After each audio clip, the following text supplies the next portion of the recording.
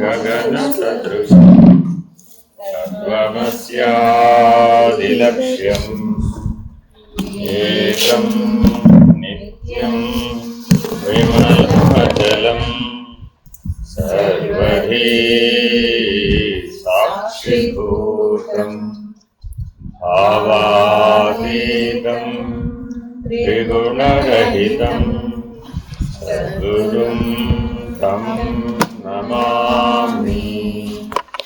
नमो ब्रह्मादिभ्यो ब्रह्मविद्या सम्प्रदाय कर्तृभ्यो वंश ऋषिभ्यो महाभ्यो नमो गुरुभ्यः।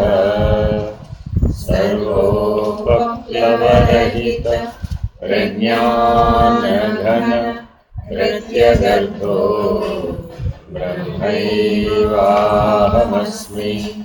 अहं पदार्थरहितः सदाशिवसमारम्भां व्यासशङ्करमध्यमाम् अस्मदाचार्यपर्यन्तां वन्दे गुरुपरम्पराम्।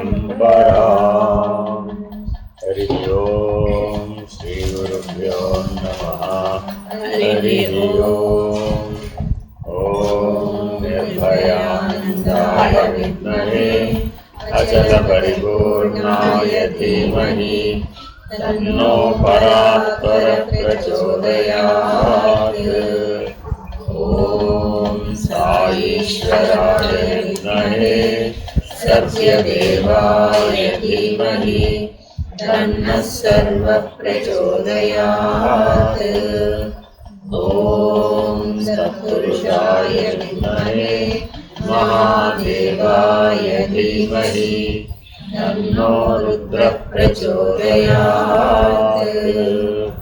ओम सद्गुरुरूपाय विद्महे ज्ञानबोधामृताय धीमहि तन्नो श्रीविद्यासागर प्रचोदयात्। हरिः ओम श्री गुरुभ्यो नमः। हरिः ओम। अपरोक्षानुभूति ద్వైత నిరసన అనే అధ్యాయాన్ని పరిశీలిస్తున్నాం.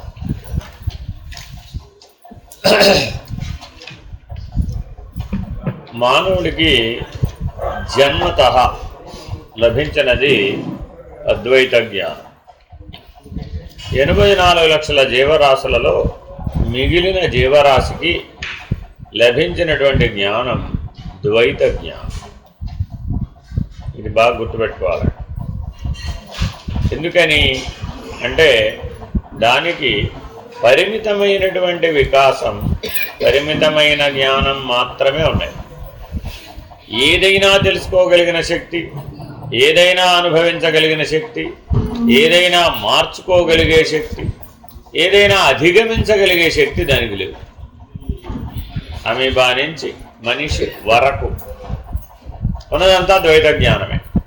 అంటే ఒక ఉదాహరణ తీసుకోండి. ఒక ఆవుగారు ఉన్నారనుకోండి. ఆవుగారు ఎప్పటికీ ఆవుగారుగానే జీవించగలరు.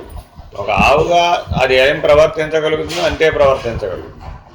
ఎలా కావాలంటే అలాగ మార్చుకోవడానికి కానీ, ఎలా కావాలంటే ఏది కావాలంటే అది అనుభవించడానికి కానీ, ఏది కావాలంటే అది తెలుసుకోవడానికి కానీ వీలుగా. అలాగే అన్నిటినీ అధిగమించి సర్వప్రభుత పొందడానికి వీలుగా. సకల జీవులలో భగవంతుడు ఉన్నప్పటికీ ఆయా భగవంతుని యొక్క ప్రతిబింబ ప్రమాణంలో భేదం ఉండదు. ఏమండి, మరి అయితే అన్ని జీవులలో సమంగా భగవంతుడు లేడా? ఒక్క మనిషి మీదే ఆ పక్షపాతం ఎందుకండి ఆయనకి అన్నారనుకోండి. పక్షపాతం ఏం లేదట. అంటే అర్థం ఏంటి? ఇప్పుడు సూర్యుడు ఉన్నాడండి. సూర్య ప్రతిబింబం, ప్రకాశించే సూర్యుడు ఒకటే, కానీ కొండ మీద ఒకలాగా ఉంది, కొండ మీద ఒకలాగా ఉంది, మొక్క మీద ఒకలాగా ఉంది. అదే ఒక అద్దం మీద పెట్టాం, అప్పుడేమైంది? ప్రతిబింబ కాంతి భిన్నంగా ఉంది. ఇప్పుడు సూర్యకాంతి వేరైపోయిందంట అనడానికి వీలుగా ఎదుగు. సూర్యుడు ఎప్పుడూ ఒకటే. అలాగే మానవుడు అద్దం లాంటివాడు కాబట్టి ఇతనిలో ప్రతిఫలన కాంతి బలంగా ఉంది. ఇతడు ఆ ప్రతిబింబాన్ని ఆధారంగా చేసుకొని బింబ ప్రతిబింబ న్యాయం ద్వారా ఆ ఆత్మస్వరూపాన్ని, ఆ పరమాత్మ స్వరూపాన్ని, ఆ సూర్యుడిని తెలుసుకోవడానికి కావాల్సిన వికాసం కూడా పొందినటువంటి ఇంద్రియాలు కలిగి ఉన్నాడు. మిగిలినటువంటి జీవులకి అంత వికాసం కలిగిన ఇంద్రియాలు లేవు. అంటే అర్థం ఏమిటి? ఒక మేకగారు ఉన్నారనుకోండి, దానికి జీవితం అంతా ఆకులు తింటమే పని. ఏమండి వాళ్ళని దాని పక్కనే ఆ చెట్టుకి ఫలాలు ఉంటాయండి. ఒక చెట్టు ఆకులు తినేస్తుంది, అది పక్కనే ఫలాలున్నా మేకగారు తిన్నాడు. ఎందుకని? నా ఆహారం కాదు అది, అంతే. అర్థమైందండి? ఒక కోతి గారు ఉన్నారండి, అదే చెట్టు మీద ఉంది. ఈ మేకగారిని చూసి నవ్వకూడదు అనమాట. ఏమిటి దీనికి బుర్రలేదు, కొట్టి ఆకులు తిట్టోది, శుభ్రంగా మధురమైన ఫలాలు తినకుండా నేను చూడు అలాగా మధురమైన ఫలాలు తింటున్నాను అనుకుంటా. ఎందుకని? నానాహారం అది. కోతి గారిని ఆకులు తినమంటే తింటుందా? తినదు. మేక గారిని ఫలాలు తినమంటే తింటుందా? తినదు. రెండు ఒకచోటే ఉండవచ్చు కాక, కానీ దానికి మార్చుకోగలిగేటటువంటి శక్తి లేదు. ఇప్పుడు దాంట్లో ప్రతిబింబ జ్ఞానం లేదా? సర్వజీవుల హృదయాంతరాళములందు తిష్ట వేసుకుని ఉన్నట్టు. ఎవరు? పరమాత్మ అణుస్వరూపుడై. అణు అంటే ఎంతండి?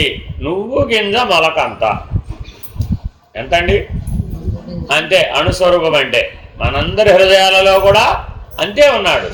కానీ మనం అద్దం వలె ఉండటం చేత ఆ ప్రతిబింబం బలంగా పడింది, ప్రకాశవంతంగా పడింది. ఇంకేమైంది? గుర్తించడానికి వీలుగా మనం తయారయ్యాం. ఇంకేమైంది? నాకు ఆ బింబానికి మధ్య భేదం లేదని గ్రహించడానికి కావలసిన బుద్ధి వికాసం కూడా మానవ దేహంలోనే లభ్యమైంది.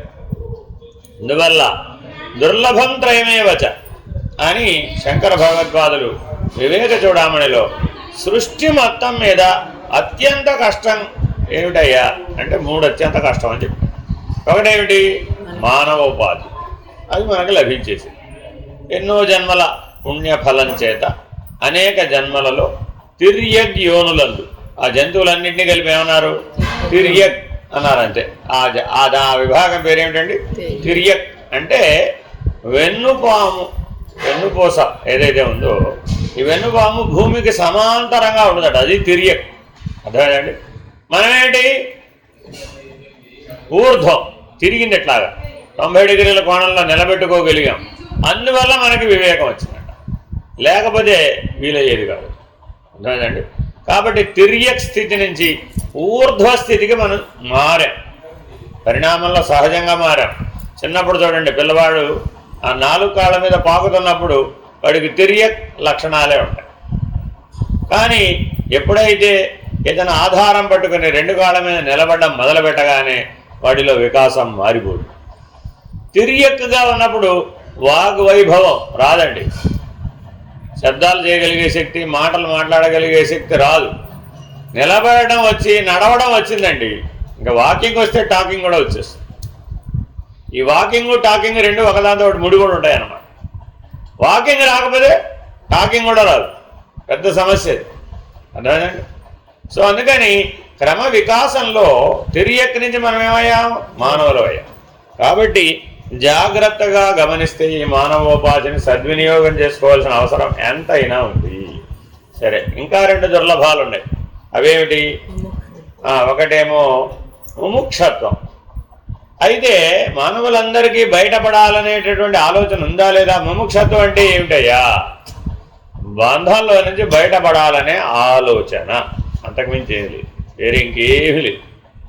అంటే అర్థం ఏమిటి? తాను ఏదో ఒక దుఃఖానికి, ఏదో ఒక బంధానికి గురయ్యాడండి. ఆ గురైన బంధంలో నుంచి బయటపడాలని ఎవరైనా వచ్చి చెప్పాలా? ఎవరు చెవిలో చెప్పక్కర్లా, నాయనా నువ్వు దీంట్లోంచి బయటికి రా అని. చిన్నపిల్లవాడికి ఉయ్యాల ఆనందంగా తోచింది ఒక దశలో, అదే ఉయ్యాల బంధంగా పరిణమించింది ఒక దశలో.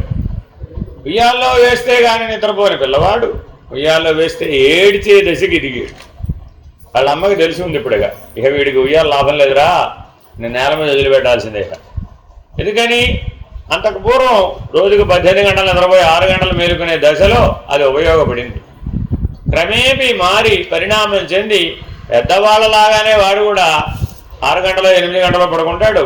మిగిలిన సమయం అంతా మేలుకొని, కాకపోతే వరుసగా మేలుకోకపోవచ్చు కానీ మేల్కొంటూ ఆడుకుంటూ పడుకుంటూ ఇట్లా మార్చుకుంటాడు అన్నమాట. అప్పుడు ఈ ఉయ్యాల పనికిరాదు, మార్చేసేయాల్సిందే. అప్పుడు ఏడుసాడు వాడు. లేకపోతే దాని ఏది సుఖహేతు అయిందో అదే బంధహేతువు కూడా అయింది.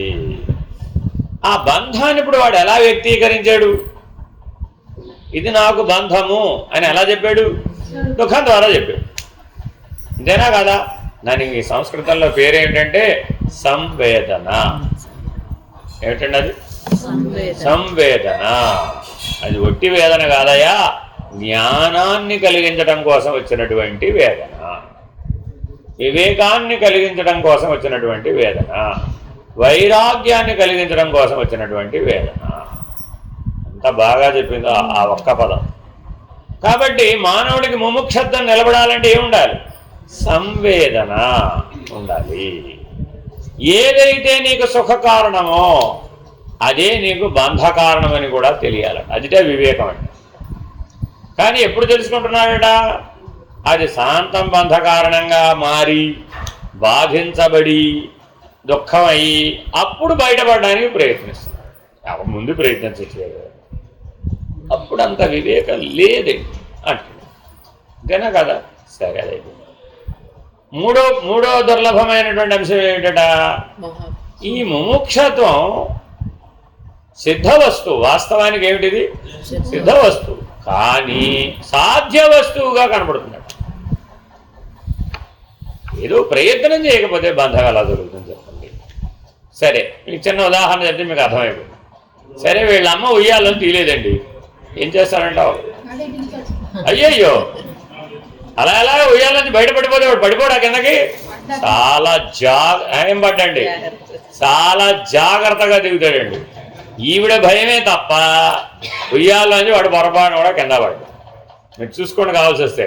వాడికి అందకపోతే మీరు సోఫాలో పడుకోబెట్టారనుకోండి, వాడి కింద అనదండి. ఆ పైన ఉన్నవన్నీ కిందకి దొర్లించేసి ప్రశాంతంగా దాని మీద కాలు పెట్టి దిగుతాడు. ఏం భయపడ్డాడు వాడు. ఎందుకని? వాడి సేఫ్టీ వాడికి తెలుసు. తనను తాను కాపాడుకోవడం అనేది సకల జీవులందు ఎలా అయితే సహజంగా ఉందో ఈ పుట్టిన పిల్లవాడిలో కూడా అందులో ఉంటే ఇక నాకు ఊపిరాడదు అని డిసైడ్ అయిపోగానే ఏం చేశాడు? బయటకు వచ్చేస్తాడు. తల్లి గర్భంలో నుంచి కూడా అలాగే బయటకు వచ్చాడు. మరి ఇప్పుడు వీడిలో ఇప్పుడు ఆ జ్ఞానం ఉందా లేదా? సహజంగా ఉంది. అది సిద్ధ వస్తువు.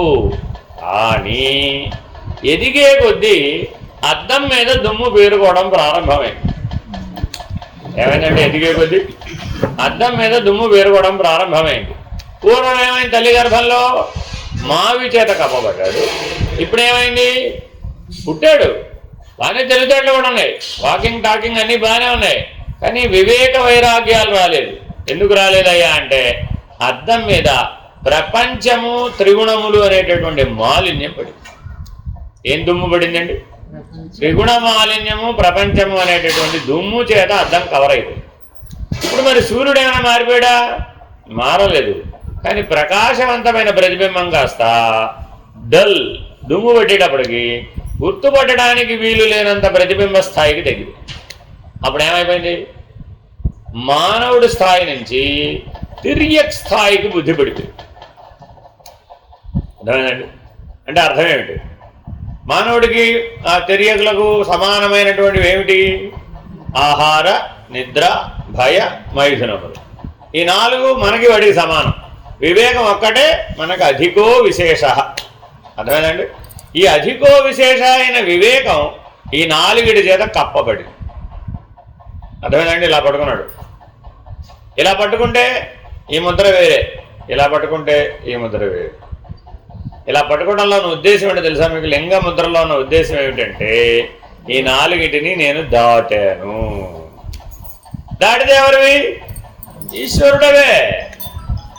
ఇప్పుడు ఈశ్వరుని ఎక్కడి నుంచి తేవాలి కొత్తగా? తేవక్కర్లేదు. ఆహార నిద్రాభయ మైథునములనే త్రిగుణ మాలిన్యం చేత, ప్రపంచం చేత, విషయాల చేత నువ్వు కప్పబడనకపోతే నువ్వు ఈశ్వరుడుగా, ఏం తేడా లేదు. కానీ మానవుడి జీవితం, నిత్య జీవితంలో ఎలా ఉన్నాడయ్యా? పొద్దున్న లేస్తూనే ఏదో ఒకటి పడకపోతే లాభం లేదండి. సరే ఏదో వేసేసాడు, మళ్ళా 2 గంటలు అవగానే మళ్ళా ఏదో ఒకటి వేయాలండి. సరే అది కూడా వేసేసాడు. పోనీ ఇక్కడతో సరిపెట్టుకుంటావా అని అడిగితే అపరాహ్నానికి మాత్రం ఈ మాత్రం సరిపోదండి, ఇంకా కొద్దిగా ఎక్కువే కావాలి అన్నాడు. ఒక ఆహార విషయంలోనే అపరాహ్నాన్ని కూడా పుచ్చుకున్నాడండి. మళ్ళా సాయంత్రం అయింది. సాయంత్రం అవగానే ఏమైంది? మళ్ళా రెడీ. సరే పోని మళ్ళా వేశాడు. ఏమండి సరిపోయిందా అన్నాం. రాత్రికి ఎంతో కొంత లేకపోతే నిద్ర పడ్డదు సుమి, తినకుండా పడుకుంటే నిద్రలా వస్తుంది అయ్యా బాబు, ఖాళీ కడుపుతో నిద్రపోవడం కుదరదన్న. ఏమైంది ఇప్పుడు? ఏకభుక్తే మహాయోగి, ద్విభుక్తే మహాభోగి, త్రిభుక్తే మహారోగి, అంతవరకే చెప్పారు సూత్రం. మనమేమో చతుర్భుక్తే, 4 సార్లు తినాల్సింది. ఈయన దేని కింద కేటగరైజ్ చేయాలో తెలియలేదుగా, అందుకని నో కేటగిరీ వీడికి. అందుకని వీడినేమన్నారంటే తిర్యక్. జంతువు ఏం చేస్తున్నాయా? ఎప్పుడు లభిస్తే అప్పుడు తింటున్నాడు. అది కూడా చూడండి, ఎప్పుడు లభిస్తే అప్పుడు తింటుంది. అడవి మానవుడు అలాగే ఉన్నాడు, ఎప్పుడు లభిస్తే అప్పుడే తిన్నాడు, పోరాడేవాడు. ఎప్పుడూ ఆహారం లభించేది కాదు, ఎప్పుడో లభించేది, అప్పుడే తినేవాడు, చాలా బలిష్టంగా కూడా ఉండేవాడు. కానీ నాగరిక మానవుడు స్వయంగా ఆహారాన్ని ఉత్పాదించుకోవడం, ఆహారాన్ని భద్రం చేసుకోవడం, దాచుకోవడం, శీతలీకరించడం.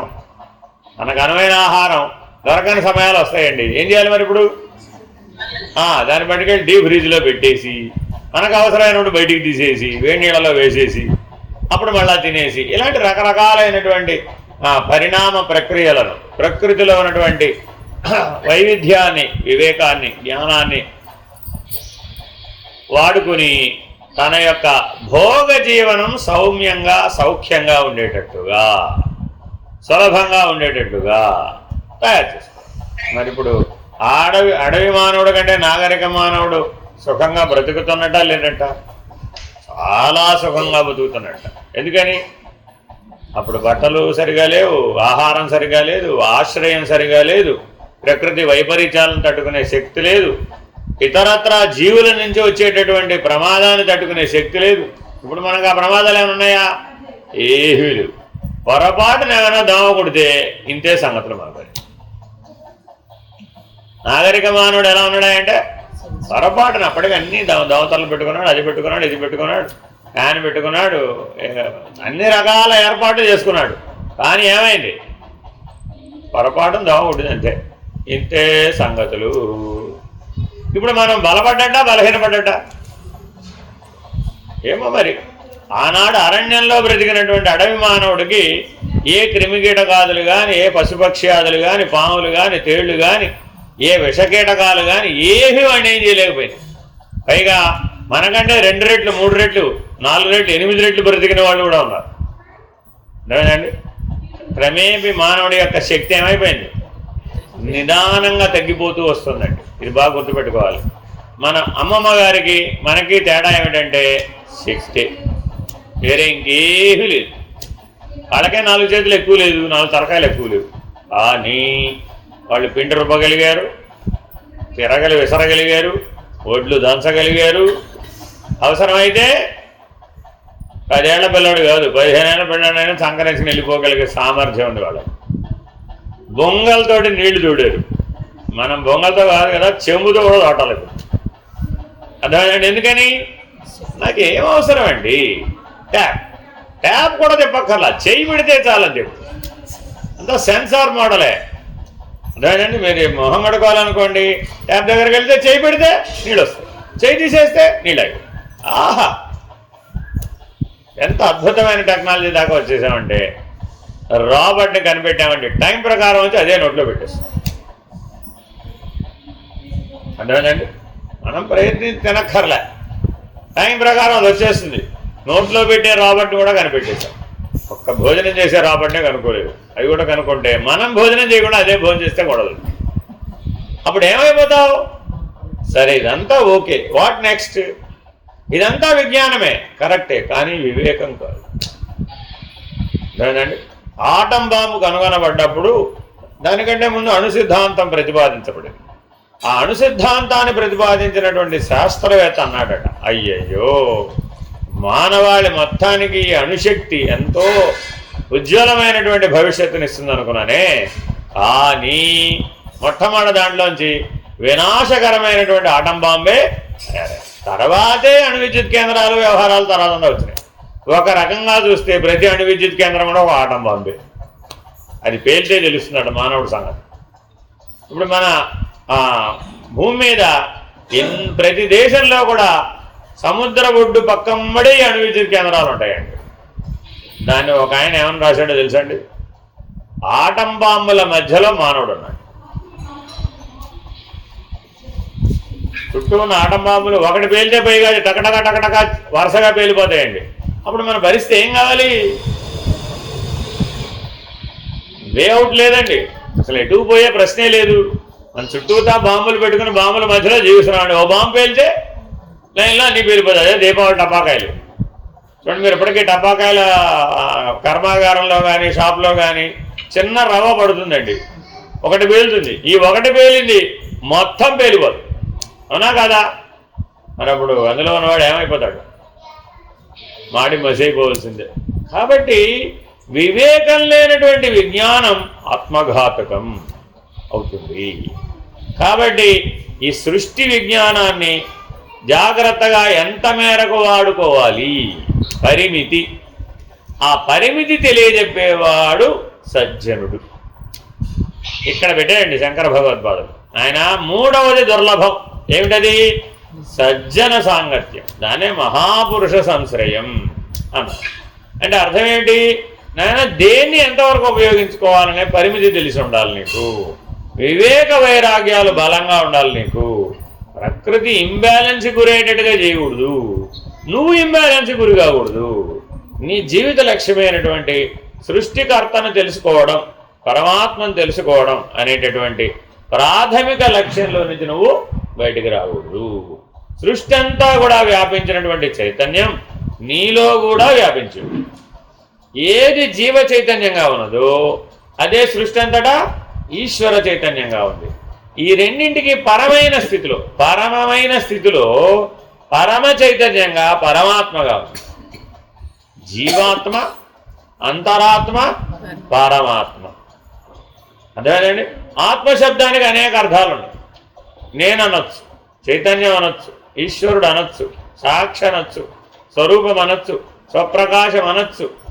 అదేనండి, నిన్న చెప్పారు ఏమేమిటి 5 లక్షణాలు. సర్వవ్యాపక, సర్వసాక్షి, సర్వాత్మక, సర్వాతీత, సర్వోత్కృష్ట. ఈ 5 లక్షణాలు ఆత్మలక్షణాలు. కాబట్టి ఇక్కడ ఉంది అక్కడ లేదని చెప్పడానికి వీలు. అణువు నుంచి మహత్తు దాకా అది వ్యాపకం అయ్యే ఉన్నది, వేరువేరుగా లేదు. అదే మాట ఇప్పుడు మనకి 43వ ఉపదేశం. చైతన్యస్యైక రూపత్వాద్భేదో యుక్తోవకర్హిచిత్ జీవత్వం చ మృషా జ్ఞేయం రజ్జౌ సర్పగ్రహో యథా. ఇందులో ప్రాణప్రదమైనటువంటిది చైతన్యస్యైక రూప. ఏమండి, కాడులో చైతన్యం ఉందా లేదా? ఉంది. పాములో చైతన్యం ఉందా లేదా? ఉంది. కానీ ఒకదాన్ని చూసి ఒకదాన్ని అనుకోవడంలో కూడా చైతన్యమే ఉందండి అన్నా అనుకోండి. ఒకదాన్ని చూసి ఒకటి అనుకోవడంలో చైతన్యం ఉంది, భ్రాంతి. ఉన్నది ఉన్నట్లుగా చూడటమే చైతన్యం అంటే. గుర్తుపెట్టుకోవాలండి, చైతన్యం అంటే అర్థం ఏమిటి? ఏది ఉన్నదో అది సత్యం. ఆ సత్యాన్ని సత్యంగా గ్రహించడానికి ఉపయోగపడేదేదో అది చైతన్యం. భ్రాంతిగతంగా ఉపయోగపడేది అచైతన్యం. అర్థమైందండి? ఎక్కడైనా సరే ధర్మం ముందు పెట్టామన్నమాట, ఏమైంది? వ్యతిరేకార్థం వచ్చిందా రాలేదా? అర్థమైందా? ఇలా ఎన్నైనా చెప్పచ్చండి. లిప్తం, అలిప్తం. లిప్తం అంటే అంటుకోవడం, అలిప్తం అంటుకోపోవడం లేదండి. సంగం ముందు పెట్టాం, అసంగం వ్యతిరేకార్థం వస్తుందన్నమాట. కాబట్టి జాగ్రత్తగా గమనిస్తే ఉన్నదన్నట్లుగా గ్రహించడానికి ఉపయోగపడేది ఏదంటే చైతన్యం. ఉన్నది లేనట్టు, లేనిది ఉన్నట్లు గ్రహించడానికి ఉపయోగపడుతుందట. అదేమిటది? ఆ చైతన్యం. ఇంతేనయ్యా, సృష్టి మొత్తం మీద ఇవి రెండే ఉన్నాయట, ఇంకేమీ లేవు. అయితే నీకు కనబడేది చైతన్యమే అయి ఉండాలి. ఒకవేళ నాకు చైతన్యం తెలియబడలేదని అన్నాం అనుకోండి, అప్పుడు ఏం తెలియబడింది? ఆ చైతన్యం తెలియబడదు. నీకేది తెలియబడకుండా ఉండడం అవకాశం లేదు. ఎందుకని? ఏదో ఒకటే, ఇది కానీ తెలియబడదు, లేకపోతే అదైనా తెలియదు. సులభమైన మాటల్లో చెప్తే, నాయన ప్రపంచం పరమాత్మ రెండు ఒకచోటే ఉన్నాయి. ప్రపంచం కనబడితే పరమాత్మ కనబడడు, పరమాత్మ కనబడితే ప్రపంచం కనబడదు. సింపుల్ అదే. కాబట్టి ఈ ప్రమాణం మీద మనల్ని మనం చెక్ చేసుకోవచ్చు. ఎందుకని? ఈ చైతన్య స్థితి గురించి శాస్త్రాలలో విపులంగా చెప్పబడింది. గురువు గారి వాక్యాలలో, గురు బోధలలో కూడా ఎంతసేపు ఆత్మ పరమాత్మ, ఆత్మ పరమాత్మ, చైతన్యం, దీని గురించే చెప్పబడుతుంది. సాక్షిత్వం, ఈ లక్షణాల గురించే చెప్పబడుతుంది. మరి అవన్నీ విన్న తర్వాత ఆ దృష్టితోనే మనం చూస్తున్నామా అని చూడాలట. ఆ దృష్టితోనే చూస్తే నీ శరీరం అచైతన్యం. నీ శరీరం ఏంటండి? అచైతన్యం. దాంట్లో చైతన్యం లేదు, జడ. అది దాని లేదా జడ చైతన్యం అని అనాలి. ఒకవేళ చైతన్యం అని అనాలంటే జడం చేత ఆవరించబడింది, ఆ ఆవరణ బలంగా ఉంది. అర్థమైందండి? దాన్ని మార్చాలంటే చాలా కష్టం. ఉన్న బలాన 4 అడుగులో 6 అడుగులో ఉన్నవాడిని 64 అడుగులు పొడుగు చేయాలనుకోండి, ఎలా చేస్తాం? అది వీలుగా 64 అడుగుల పొడుగు ఉన్న మానవుని పట్టరండి అన్నారు అనుకోండి, భూమండలం మీద ఎక్కడ పట్టరాలో వీలుగా. 4 అడుగులో 6 అడుగులు అంటే పట్టరావచ్చుగా.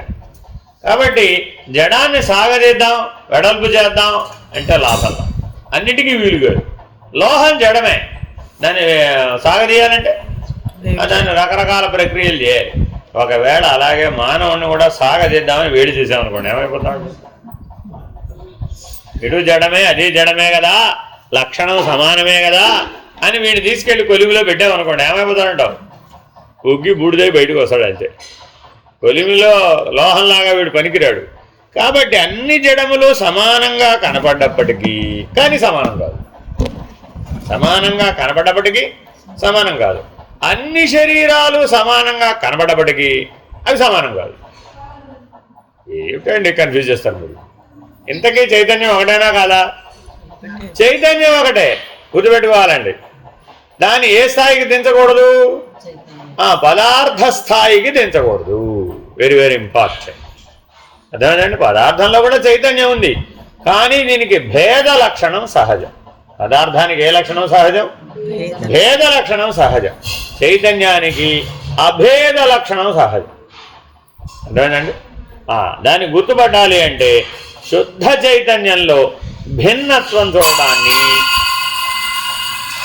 ద్వైతం అంటారు. శుద్ధ చైతన్యంలో ఏది సర్వదా ఏకమై ఉన్నదో దానిలో భిన్నత్వాన్ని, అంటే రెండవ దానిని, అనేకత్వాన్ని చూడడమే ద్వైతం. దాన్ని ఏమంటారు? వ్యర్థం. సంస్కృతంలో ఏమంటారండి? వ్యర్థం. చైతన్యం అనేది ఎల్లప్పుడూ ఒకే విధంగా ఉంటుంది. అది ఏకరూపత్వం కలిగినది. ఆ చైతన్యంలో ఏ విధమైన ద్వైత భావాన్ని చూడడం సరికాదు. తాడులో సర్పం గోచరించడం మిథ్య అయినట్లే ఆత్మలో జీవభావం గోచరించడం కూడా మిథ్య అనే గ్రహించాలి. అర్థమేనండి? అంటే అర్థమేంటి? నేను రాత్రి పడుకున్నానండి, పొద్దున్న లేచానండి. పొద్దున్న లేచిన తర్వాత చాలా పనులు చేశానండి. తర్వాత అలసిపోయానండి. తర్వాత మధ్యాహ్నం నిద్రపోయానండి. తర్వాత మళ్ళా పని చేసుకున్నానండి. తర్వాత మళ్ళా అలసిపోయానండి. తర్వాత మళ్ళా నిద్రపోయానండి. ఇలా మనం ఎన్ని సంవత్సరాలు చెప్పచ్చు? 80 ఏళ్ల జీవితం అయిపోయిందండి. 80 ఏళ్ల జీవితం తర్వాత ఏం చేశామ్మా అని అడిగా. ఏం చెప్తావు? ఇదే ఇప్పుడు ఏం చేస్తున్నానో అప్పుడు అదే. అంతేనా కాదా? మరి నువ్వు వచ్చిన పని ఏమిటి అసలు? వచ్చిన పని ఏమిటి? సిద్ధ వస్తువైనటువంటి ఆత్మజ్ఞానాన్ని పొందడం కోసమని తగినటువంటి పనిముట్లు, తగినటువంటి వివేకం, తగినటువంటి సహజ సిద్ధ జ్ఞానాన్ని తెచ్చుకున్నావు. కానీ వచ్చి ఏ పనిలో పడిపోయావు? ఎంతసేపు భ్రాంతిగతమైనటువంటి మిథ్యాభూతమైనటువంటి, ఏమిటండి ఇది? మిథ్యాభూతం అంటే ప్రపంచంలో ఎన్ని పంచభూతాలు ఉన్నాయి అంటే ఏమిటి? గాలి, నీరు, నిప్పు, భూమి, నేల, ఆకాశం. నేల, నింగి, ఈ 5 ఉన్నాయండి. 6వ భూతం ఒకటి ఉందట, అది మిథ్యాభూతం. అంటే ఉందా అంటే లేదు, లేదా అంటే ఉందట. దాన్ని ఏమన్నారు? మిథ్యాభూతం. అర్థమైందండి?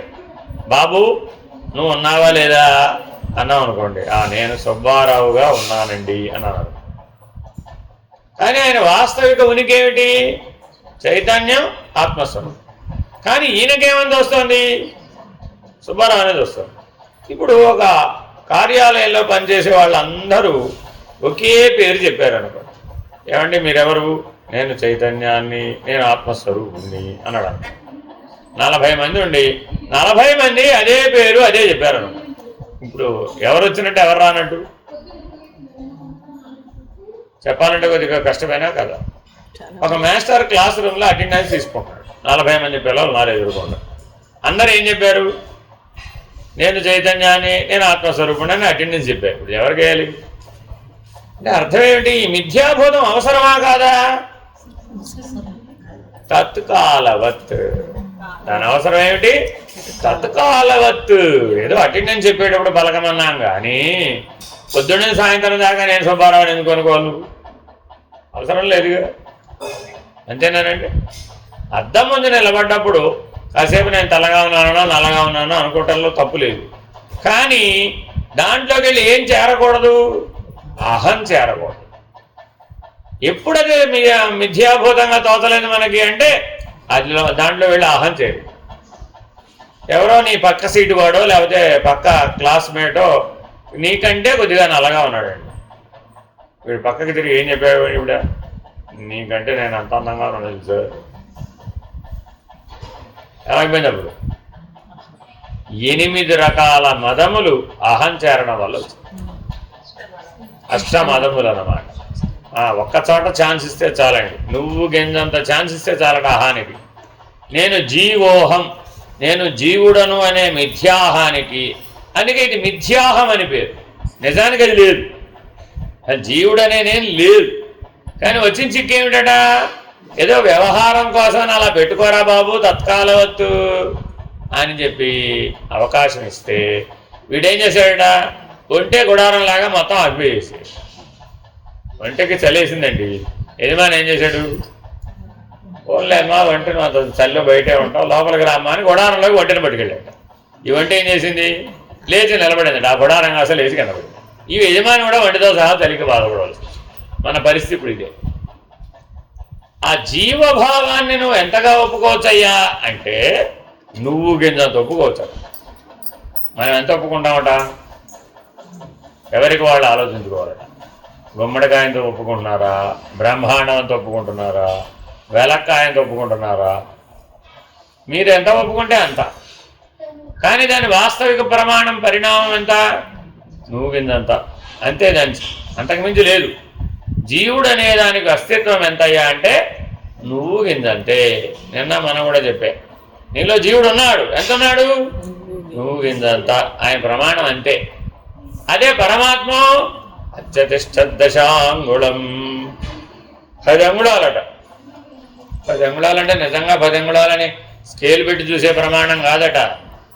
దశావస్థలు సృష్టి అంతా వ్యాపించడానికి 10 రకాలుగా బ్రహ్మాండం అంతా అనంతంగా వ్యాపించినవాడు ఎవడు? వాడు పరమాత్మ. అనంతంగా వ్యాపించిన పరమాత్మ ఈ నువ్వు గింజలో కూడా జీవాణువుగా ఉన్నాడు. అందుకని అది మొలకెత్తుంది. ఆ నువ్వు గింజే మొలకెత్తుతుంది. ఓ పెద్ద నువ్వు తయారు చేసుకుంది. మనం కూడా ఏం చేసాం?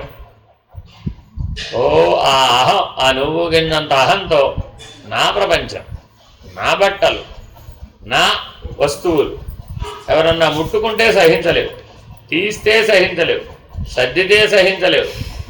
ఒకవేళ సర్దేటప్పుడు నీకు చెప్పకుండా ఇవేం పనికిరావు కదా అని పారేసాడు, లేదా ఎవరికైనా దానం ఇచ్చేసాడు నీకు చెప్పకుండా. సాయంత్రం రాగానే ఏమవుతుంది? బీపీ పెరిగిపోతుందండి. ఇచ్చే ముందు కనీసం నన్ను సంప్రదించక్కర్లేదా? ఏముందమ్మా అందులో సంప్రదించడానికి? బోర్డు ఉన్నాయి కదా అక్కడ ఆల్రెడీ, ఇవి పనికిరావు కదా, ఆల్రెడీ జీర్ణావస్థకు వచ్చేస్తున్నాయి, ఇంకోసారి అవి తీయకపోతే అట్టాగే తిరిగిపోతాయి, ప్రయోజనం ఉండదు అని దానం చేసేసాను. ఎవరో అనాథాశ్రమం వాళ్ళు వచ్చారు, అది ఇచ్చేసాను అంటే ఇప్పుడు సంతోషించాలా వద్దా? ఆహా, బాగా దుఃఖపడు. ఎందుకంటే ఇచ్చినందుకు కాదు, నన్ను అడగకుండా ఇచ్చారు అంతే. రెండో అంశం కూడా ఉందండి. ఓయ్, అదేదో నేను ఇస్తే నాకు పుణ్యం వచ్చేది, నా బట్టలు నువ్వు ఇచ్చేసి పుణ్యం సంపాదిస్తావా? ఎంత అన్యాయం అంటున్నాడు. ప్రతి చోట ఏం కనబడుతుంది ఇప్పుడు? నువ్వు గింజంత సన్నని అహం. ఏమంటున్నాడండి? నువ్వు గింజంత సన్నని అహం, అది మిథ్యాభూతం. వాస్తవానికి అది ఎంత అండి? దాని ప్రమాణం ఎంత? అనంతంగా వ్యాపించిన నీ జీవితంలో ఈ జీవుడనే నేను సన్నని అహం, నువ్వు గింజంత. దాన్ని మనం గెలవలేకపోవడం ఏమిటండి? దానికి మనం లొంగిపోవడం ఏమిటండి? అది కదా అజ్ఞానం అంటున్నాడు. సరే, తాడు అక్కడేదో మెలికలుగా ఉందండి. తాడు సహజంగా దాని లక్షణం ఏమిటి? పడేసాం కింద నేల మీద మెలికలుగా ఉంటుంది. మెలికలుగా ఉన్నది ఏదైనా సరే పామే. ఎవరి దోషం ఇది? బుద్ధిగత దోషం. మెలికలుగా ఉన్నంత మాత్రాన పామేనా? పైగా మనకి భయం పూర్వస్మృతిలో తాచుపాము వల్ల ఉందనుకోండి, ఆ తాడు ఏ పాములా కనబడుతుంది? మొదట పాము అనిపించింది, పరిశీలనంగా చూశాట ఏ పామా అని. అమ్మో తాచుపాము అనుకున్నాడు సార్. ఒకడేమో తాచుపాము కాదది, పైన కట్లు కనబడుతున్నాయి కదా, కట్ల పామది అన్నట్టు. తాడుకు పైన కట్లు ఉంటాయా లేదా? ఆ కట్లు కామని ఏమన్నాడు? కట్ల పాము అన్నాడు. ఇంకోడు ఆయించాడు, అయ్యయ్యో అది కాదు, కదులుతోంది, రక్తపింజరది అన్నాడు. ఇప్పుడు ఈ ముగ్గురులో ఎవరు కరెక్టు? వారి వారి భ్రమాజన్య బుద్ధిగత దృష్టి చేత. అదే ఎందుకని అద్దం మీద బాగా దుమ్ము పెట్టేసి అక్కడికి వెళ్ళి ప్రతిబింబం చూసుకున్నాం. ఎప్పుడన్నా అద్దానికి దుమ్ము పట్టిన తర్వాత జలపకుండా ప్రతిబింబం చూసుకుంటే మీ ప్రతిబింబం ఎలా కనబడుతుంది? ఆ దుమ్ము అంతా మీ ముఖానే ఉన్నట్టు కనబడింది. అది కూడా భ్రాంతే. అయ్యో ఏంటి నా మొహం ఎంత మట్టి కొట్టుకుపోయింది అని వెళ్ళి కడుక్కున్నట్ట. మళ్ళా వచ్చి అద్దంలోనే చూశాడు, దుమ్ము అక్కడే ఉన్నది. ఇప్పుడే కాదు కడుక్కున్నాను నేను, మళ్ళా దుమ్ము ఎలా వచ్చింది? మళ్ళా వెళ్ళి కడుక్కొచ్చుకున్నట్ట.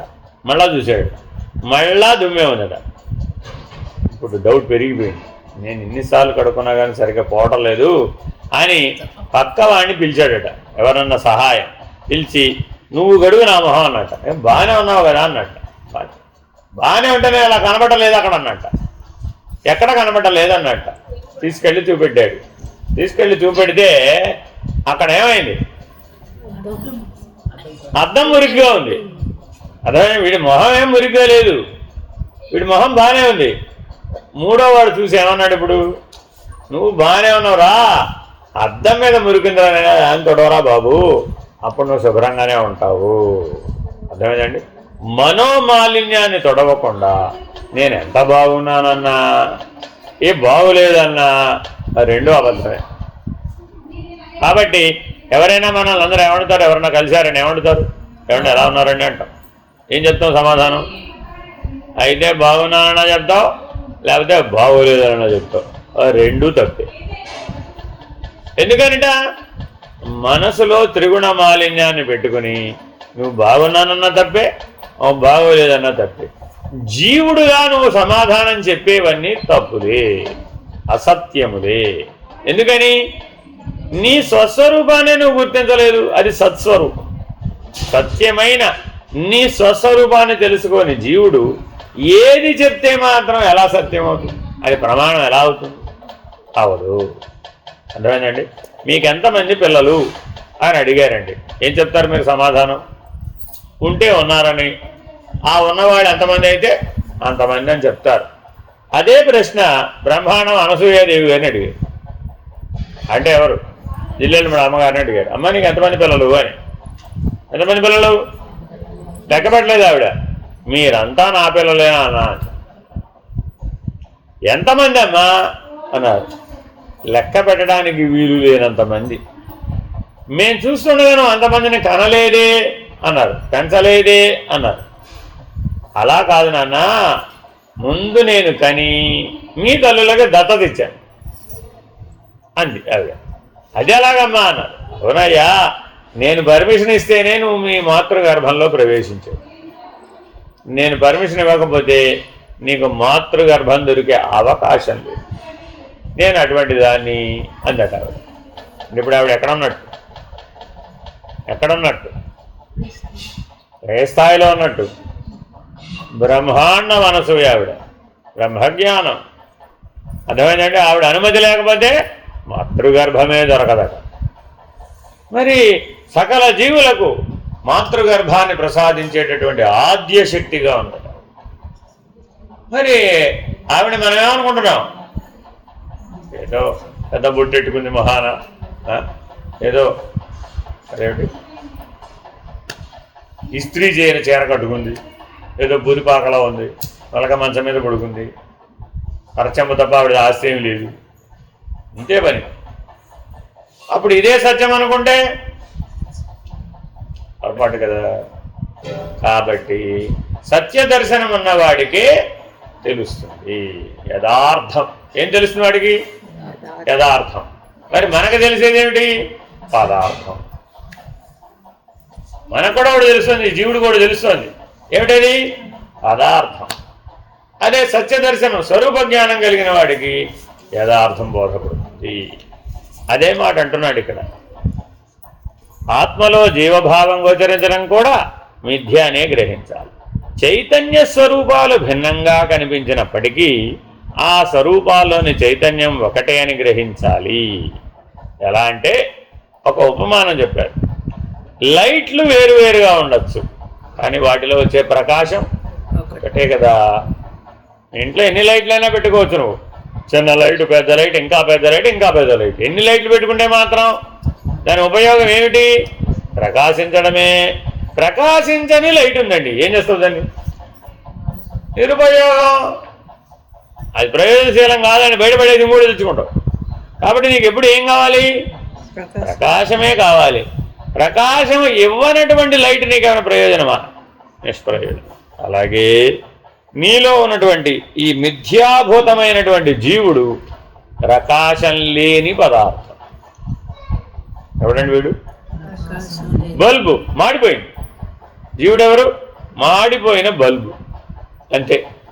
కానీ మనం వాడికి ఎంత విలువిచ్చాం? సూర్యుడితో సమానంగా విలువిచ్చేసి. అర్థమైందండి? ఈ జీవుడే ఆ దేవుడు కూడా ఎప్పుడు ప్రకాశంగా ఉన్నప్పుడు. లక్షణం ప్రకాశం.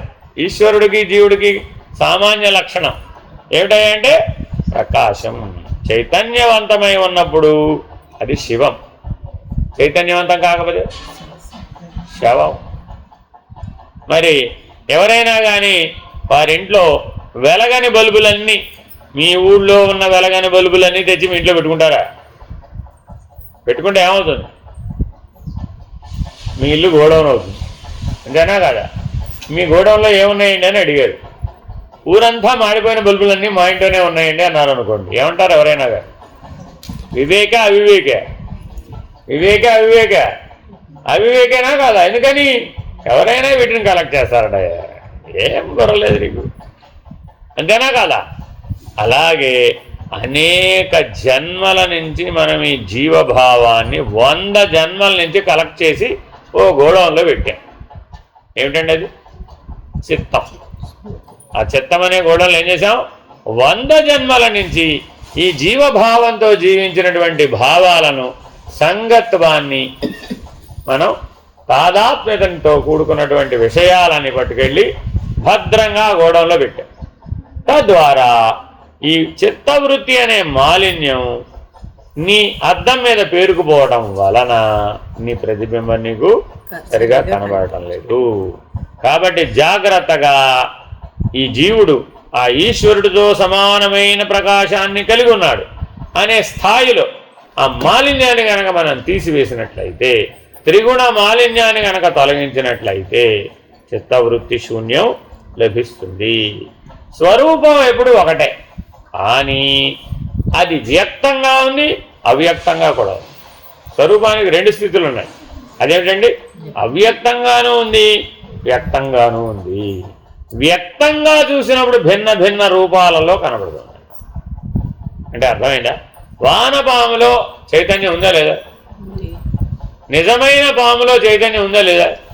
వానపాము పాము కాదేమిటి? రెండు ఒకటేనంటావా? ఎలాగా?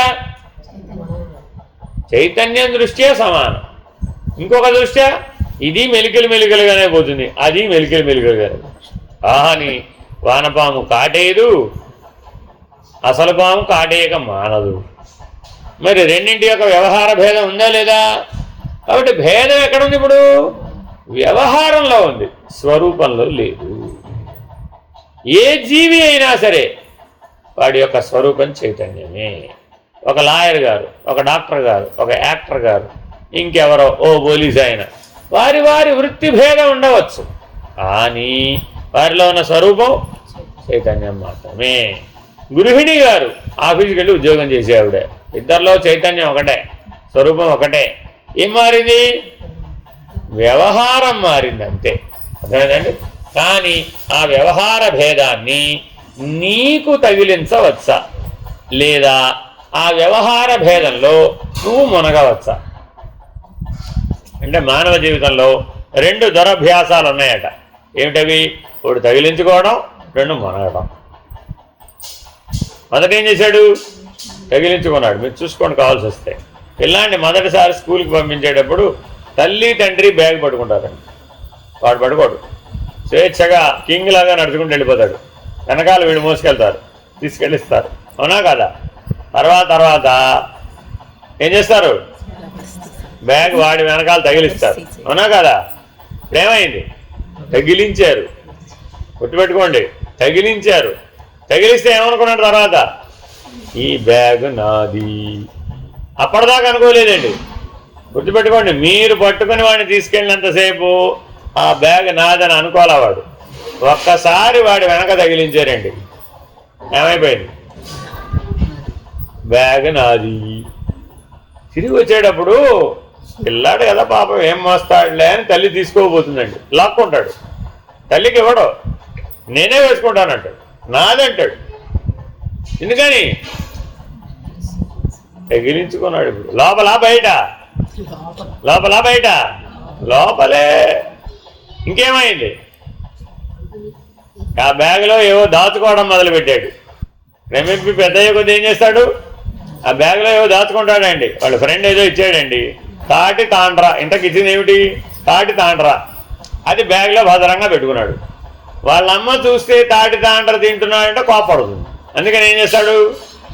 బ్యాగ్ భద్రంగా పెట్టాడు. వీడికి డౌట్ వచ్చేసింది, ఏంటి వీడు బ్యాగ్ని ముట్టుకోనివ్వట్లేదు, బ్యాగ్ భద్రంగా పెట్టుకుంటున్నాడు, దాచుకుంటున్నాడు, ఏదో ఉంది ఇందులో విషయం అని ఇప్పుడు ఏం చేసింది? వాడు తెలియకుండా బ్యాగ్ తీసి చూసింది. వాడు నిద్రపోతాడు కదా మరి, అప్పుడు తీసి చూసింది. అందులో ఏముంది? శుభ్రంగా తాటి తాండ్ర ఉంది, తినేస్తున్నాడు. ఊరే ఎంత అపభ్రంశం, మన అనాచారం. ఎవరన్నా తాటి తాండ్ర తింటారా? తాటికాయలు తాగిందంత సమానం ఇది. వీడిని ఇప్పుడు వీడిని ఎట్లా ప్రాయశ్చిత్తం చేయాలరా బాబో అని రాత్రంతా ఆవిడ ఆలోచించి, లేకపోతే నిద్రపట్ల ఆవిడకి. ఎందుకని? అనాచారం. మనం వింటామంటా లేదు, ఎవరం మేము తినలేదు. వీడు ఎక్కడి నుంచో తెచ్చుకుని, అది కూడా ఎంగిలిది. చా చా చా. ఎందుకని? కొంచెం తిన్నాడుగా మరి, అందులో పెట్టి మొత్తం ఒకేసారి తినేస్తే అయిపోదు. అందుకని పిల్లలు ఏం చేస్తారు? దాచుకొని తింటారండి. అర్థమైందండి? మరి ఇప్పుడు పుస్తకాలన్నీ ఎంగిలైపోయినాయి, నేను ఇచ్చిన ప్రసాదం కూడా ఎంగిలైపోయింది. చా చా చా. వాళ్ళ అమ్మ తిరుపతి లడ్డు వేసేవో తెచ్చిస్తే ఇచ్చిందండి. వీడేం చేశాడు? దీని కూడా పట్టుకెళ్ళి దాని పక్కన పెట్టి, అయ్యో తిరుపతి ప్రసాదం ఎంగిలి మంగళం అయిపోయింది బాబోయ్ అనుకుందాం. పొద్దున్న లేవగానే ఏం చేస్తుంది? ఇంకా ఫైరింగేనా? ఇంకా తెలియదు, ఇంకా పెరిగిపోతే బడిత పూజైనా, మరి అప్పుడు ఏమైపోయింది? మరి ఇప్పుడు ఇంత మొత్తం సీన్ కారణం ఏమిటి? త్రిగుణ మాలిన్యం, తగిలించుకోవడం, మునిగిపోవడం. వాడు కేవలం తగిలించుకున్నాడు, నువ్వు దాంట్లో మునిగిపోయావు. అర్థమైందండి? వాడి తెలివికి వాడు తగిలించుకుంటే నీ తెలివికి నువ్వు అందులో మునిగిపోయావు. కాబట్టి ఈ భ్రాంతిని పోగొట్టుకోవయ్యా బాబు, తగిలించుకోమాక, మునిగిపోమాక. కాబట్టి స్వరూపాలు భిన్నంగా కనిపించినప్పటికీ ఆ స్వరూపాల్లోని చైతన్యం ఒకటే అని గ్రహించాలి. వేరు వేరు వస్తువుల్ని ప్రకాశింపజేసే సూర్యకాంతి ఒకటే కదా. అదే సూర్యకాంతి వజ్రం మీద పడినప్పుడు ప్రతిఫలన కాంతి ప్రకాశవంతంగా సూర్యుడితో సమానంగా వజ్రం ప్రకాశిస్తుంది. అదే సూర్యకాంతి స్ఫటికలింగం మీద పడింది, కూడా బ్రహ్మాండంగా ప్రకాశించింది. అదే సూర్యకాంతి నీలమణి మీద పడింది, ఏమైనప్పుడు అది కూడా ప్రకాశించింది, కానీ చుట్టుపక్కల ఉన్న ప్రకాశం అంతా నీలం రంగులో ప్రకాశించింది. అర్థమైందండి? అదే ప్రకాశాన్ని పుష్యరాగం మీద పడేటి చేశాం, ఏమైపోయింది? అప్పుడు కాంతి మారిపోయింది. అదే ప్రకాశాన్ని గోమేధికం మీద పడేటి చేశాం, అప్పుడేమైపోయింది? మరో రంగు వచ్చేసింది. ఇలాగా ఆ వర్ణభేదం చేత ప్రకాశాన్ని గుర్తించాలా? అసలు ప్రకాశాన్ని గుర్తించి వర్ణభేదాన్ని వదిలేయాలా? ఎందుకని? అన్ని లైట్లే కదా, అంతా ప్రకాశమే కదా, అంతా చైతన్యమే కదా. కానీ మానవ జీవన గమనం ఎక్కడో వర్ణభేదాల దగ్గర బండి ఆగిపోయింది.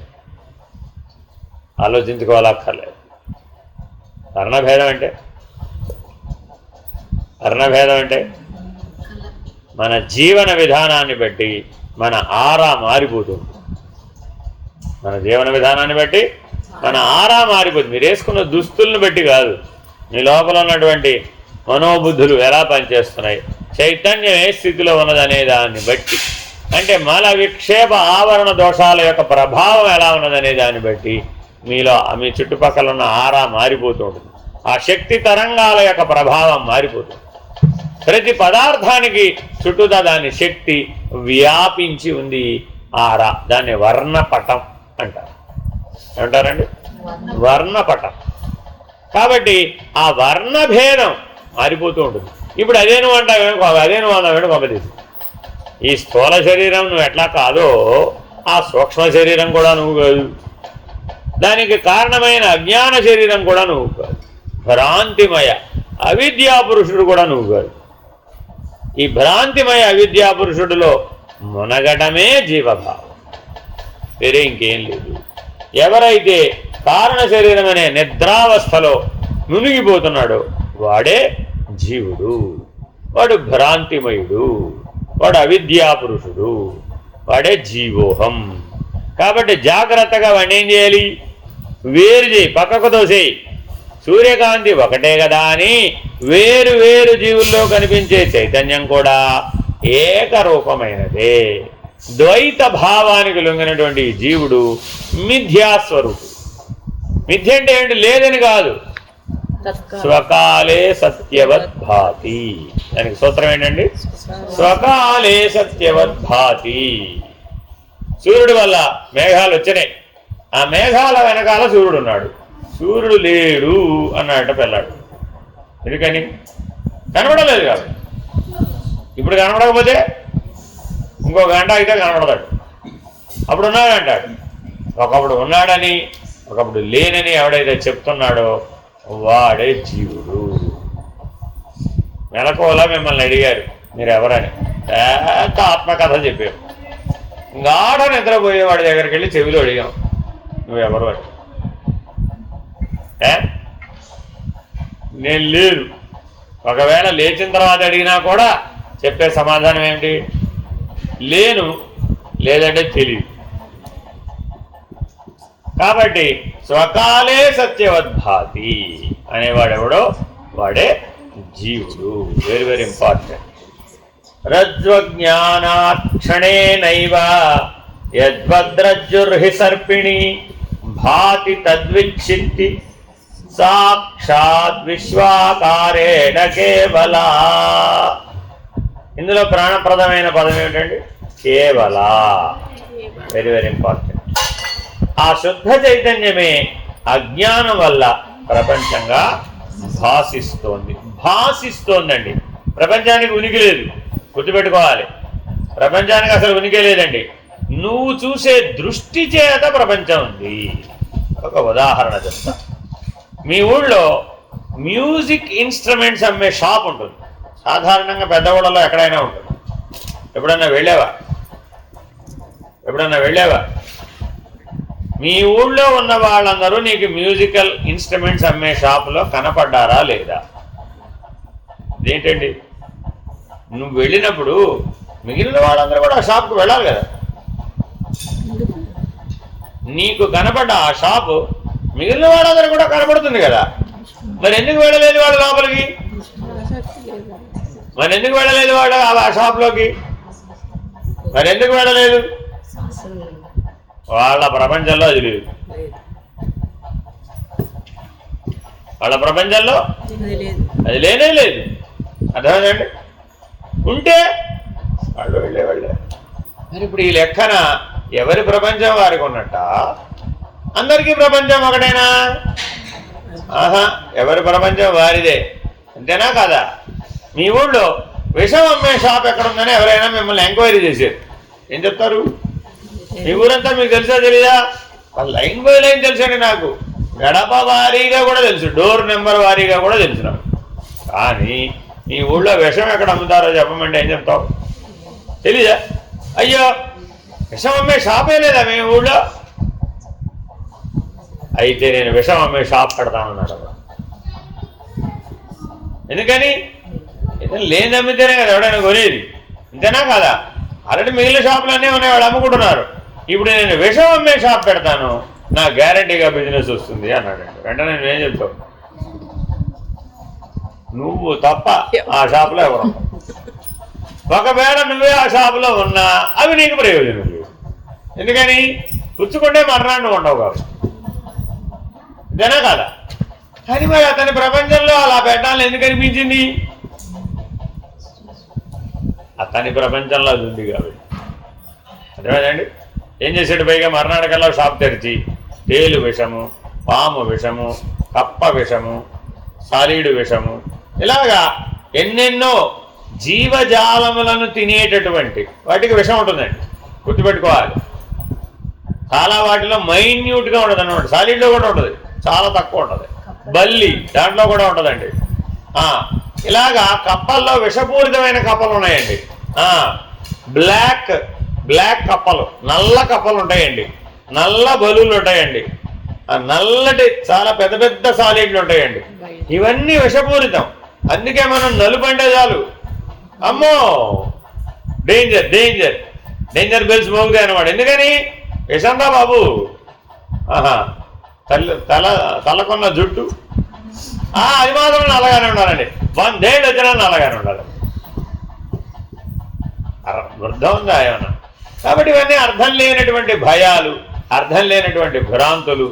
నీ ప్రపంచంలో ఏముందో దాన్నే నువ్వు గమనిస్తున్నావు.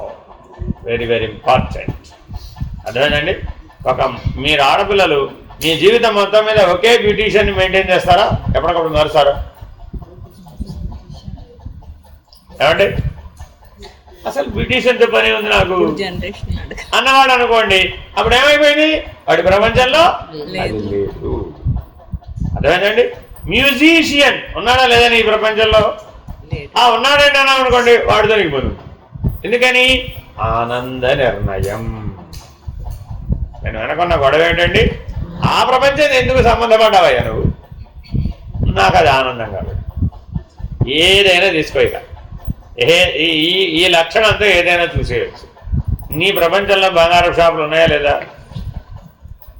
ఉంటాయి. ఎప్పుడో ఒకప్పుడు వెళ్తావుగా. ఇప్పుడు వెళ్ళకపోవచ్చు. ఎప్పుడైనా వెళ్ళాలంటే కూడా మన దగ్గర డేటా ఉంటుందండి. అలానా గుడి దగ్గర నుంచి కుడి చేతి పక్క వెళ్ళి ఎడం చేతి పక్కకి తిరిగామనుకో, అది మన షాపే, మన వాళ్ళది అది.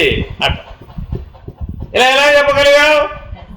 ప్రపంచం ఈ ప్రపంచానికి మనం ఎంతగా మనలో ధారణ చేయడానికి అవకాశం ఇచ్చామయ్యా అంటే ఈశ్వరుని ధారణ చేయడానికి, చైతన్యాన్ని ధారణ చేయడానికి, ఆత్మస్వరూపాన్ని ధారణ చేయడానికి స్థలం లేనంత. అర్థమైందండి?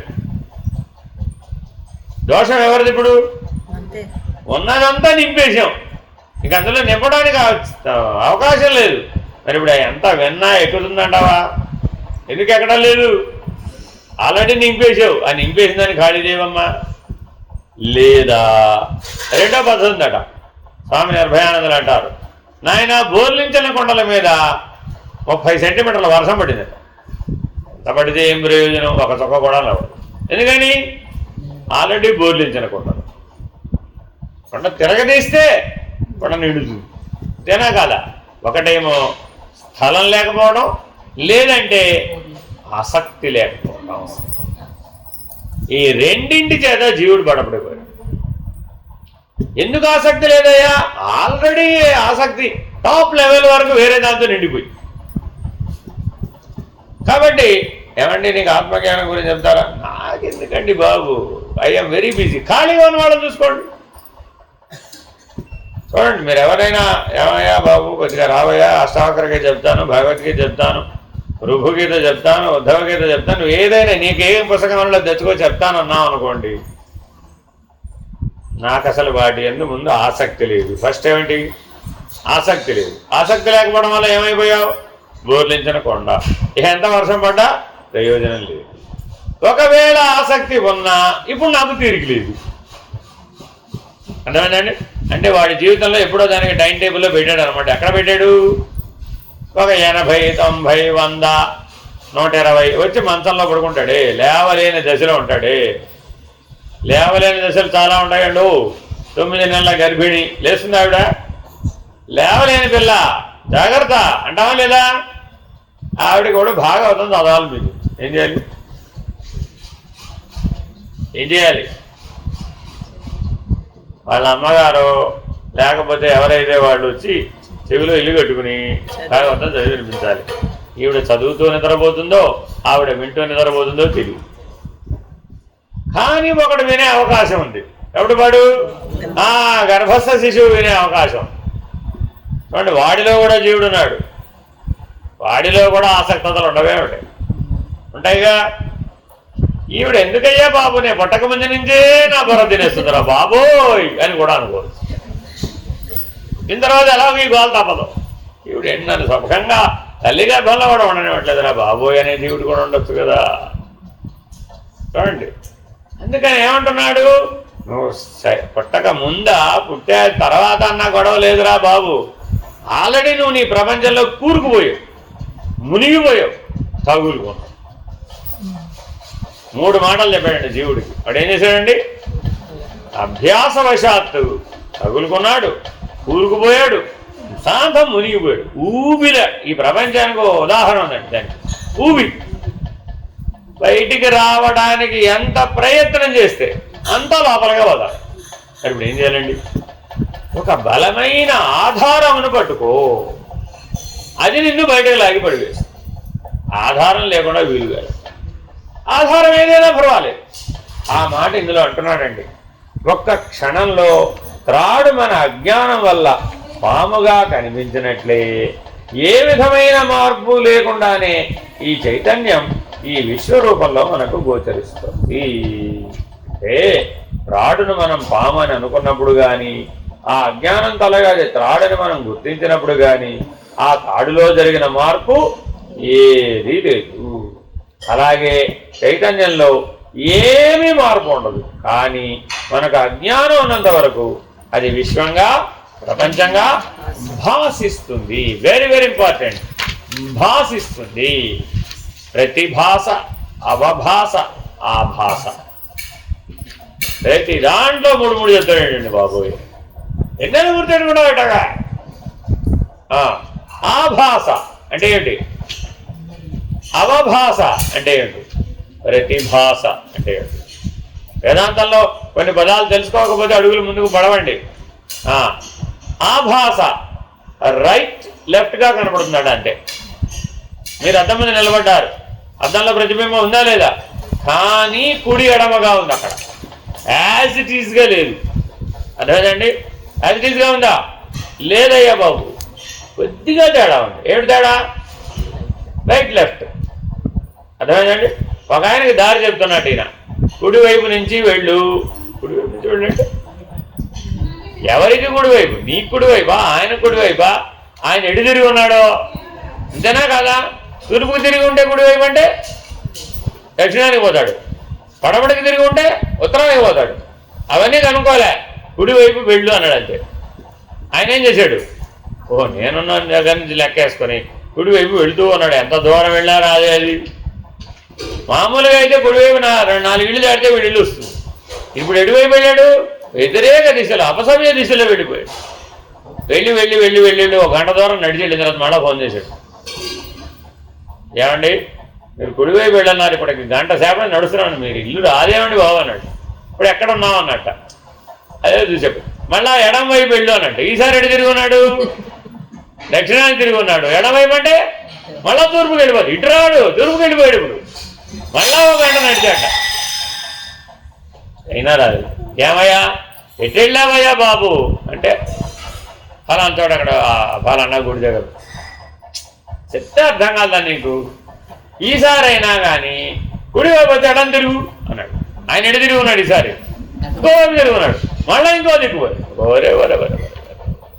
కాబట్టి ఈ రకంగా చెప్పడం ఎటువంటిది? ఆభాస. అంటే వాడు ఎక్కడున్నాడో అసలు సత్యం గ్రహించలేదు. నువ్వెక్కడున్నావో వాడికి అంతకంటే చెప్పడం. ఇలా దేవుణ్ణి వెతికే వాళ్ళు చాలా మంది ఉన్నారు. మానవుడు పుట్టినప్పటి నుంచి దేవుణ్ణి వెతుకుతూనే ఉన్నాడు. ఎవరో ఒకరిని మార్గం అడుగుతూనే ఉన్నాడు. ఏమండి భగవంతుడిని మీరు చూసారా? ఎక్కడ ఉంటాడు? ఏం చేస్తూ ఉంటాడు? కొద్దిగా నాకు అడ్రస్ చెప్తారా? ఎలా ఉంటాడో నేను వెళ్ళి చూసి వస్తానండి. ఏం చెప్పాడు? కుడివైపు వెళ్ళవయ్యా. వెళ్ళాడా లేదా? మళ్ళీ అక్కడ ఎవరో కనపడ్డారు, అడిగారు. అయ్యయ్యో ఇంత దూరం ఎందుకు వచ్చావయ్యా బాబు, ఎడవైపు వెళ్ళు అన్నాడు. మళ్ళీ ఏమైంది? మళ్ళీ వెళ్ళిపోయాడు. మరి ఇదేం పద్ధతి? ఆభాస. Very very important. రామేశ్వరం వెళ్ళాడు, ఈశ్వర దర్శనం చేశాడు కదా, హాయిగా ప్రశాంతంగా ఉండొచ్చు కదా. అది ఏమిటోనండి ఎవరో చెప్పారు, ఇక్కడ ఇసుక పట్టుకెళ్ళాలంట, సముద్రంలో ఇసుక పట్టుకెళ్ళాలంట, అక్కడ గంగా నదిలోకి వెళ్ళిపోయారట. అంతటితో పని అవ్వలేదు రండి బాబోయ్, మళ్ళా గంగ నీళ్ళు తెచ్చి ఇక్కడ పోయారట. అప్పుడే ఇది పూర్తయినట్ట. అంటే ఏమిటి అర్థం? అక్కడ ఇక్కడ ఉంది ఒక దేవుడేరా బాబు, అక్కడ ఇక్కడ ఉన్నది ఒక చైతన్యమేరా నాయన, ఉన్నది ఒక్క ఈశ్వరుడేరా బాబు, ఉన్నది ఏకస్వరూపం అని తెలుసుకునే పద్ధతి. కానీ ఈ పనిని కొన్ని వేల మంది, లక్షల మంది, నన్ను అడిగితే కోట్ల మంది ఆచరిస్తూనే ఉన్నారు. ప్రతివాళ్ళు నన్ను అడుగుతారు కూడా, ఎక్కడున్నారమ్మా అంటే కాశీలో ఉన్నారు. ఏం చేస్తున్నారమ్మా? పోయిన సంవత్సరం రామేశ్వరం వెళ్ళానండి, అక్కడి నుంచి ఇసుక తెచ్చాను, ఆ మూట భద్రంగా సంవత్సరం పాటు కాపాడి ఇప్పుడు సంవత్సరం తర్వాత కాశీ వెళ్ళేటప్పుడు మళ్ళీ తీసుకొచ్చానండి. ఇంకా రేపు వెళ్ళి గంగలో కలిపాను. తర్వాత ఏం చేస్తానమ్మా? మళ్ళీ గంగ నీళ్ళు తీసుకెళ్ళి అక్కడ కలపాలి కదండి, ఇప్పుడు ఎప్పట్లో వీలు కాదండి, వచ్చే సంవత్సరం ప్రయత్నిస్తాను. గంగ నీళ్ళు పట్టుకెళ్ళి ఒక సంవత్సరం పాటు మా ఇంట్లో ఉంటుంది, అప్పుడు మళ్ళీ రామేశ్వరుడు. ఏం తెలుసుకున్నామ్మా? ఏం తెలుసుకోవడం నాకు ఎందుకండి, పెద్దలు చెప్పారు, చేయడమే నా పని. ఏం లేదు, ఇప్పుడు విచారణ లేదు. చేయలేదా? చేసింది. ఇలా కర్మ చేసేవాళ్ళు ఎంతమందో ఉన్నారు, సత్కర్మే, కానీ విచారణ లేదు. అది ఒకటి మనకు చెప్తోంది, ఒకదాని గురించి చెప్తోంది, ఒకటి సూచిస్తోంది, ఒకటి బోధిస్తోంది. అది తెలుసుకోకుండా చేస్తూనే ఉన్నాడు. అప్పుడు ఏమన్నారంటే గానుగెద్దు మోడలేదు. ఇలాగ కర్మ చేయడాన్ని ఏమన్నారండి? గానుగెద్దు అంటే అర్థం ఏంటి? అది ఎందుకు తిరుగుతోంది అనేది. పైగా దాన్ని తిప్పడానికి ఏం చేశాడు యజమాని? దానికి అంది అందకుండా కడతాడండి. ఏమిటది? చిన్న గడ్డి, ఒక గుప్పెడి గడ్డి కట్టాడు. ఇది ఎందుకు తిరుగుతున్నాడు ఇంతకీ? గుప్పెడి గడ్డిని అందుకోవడానికి.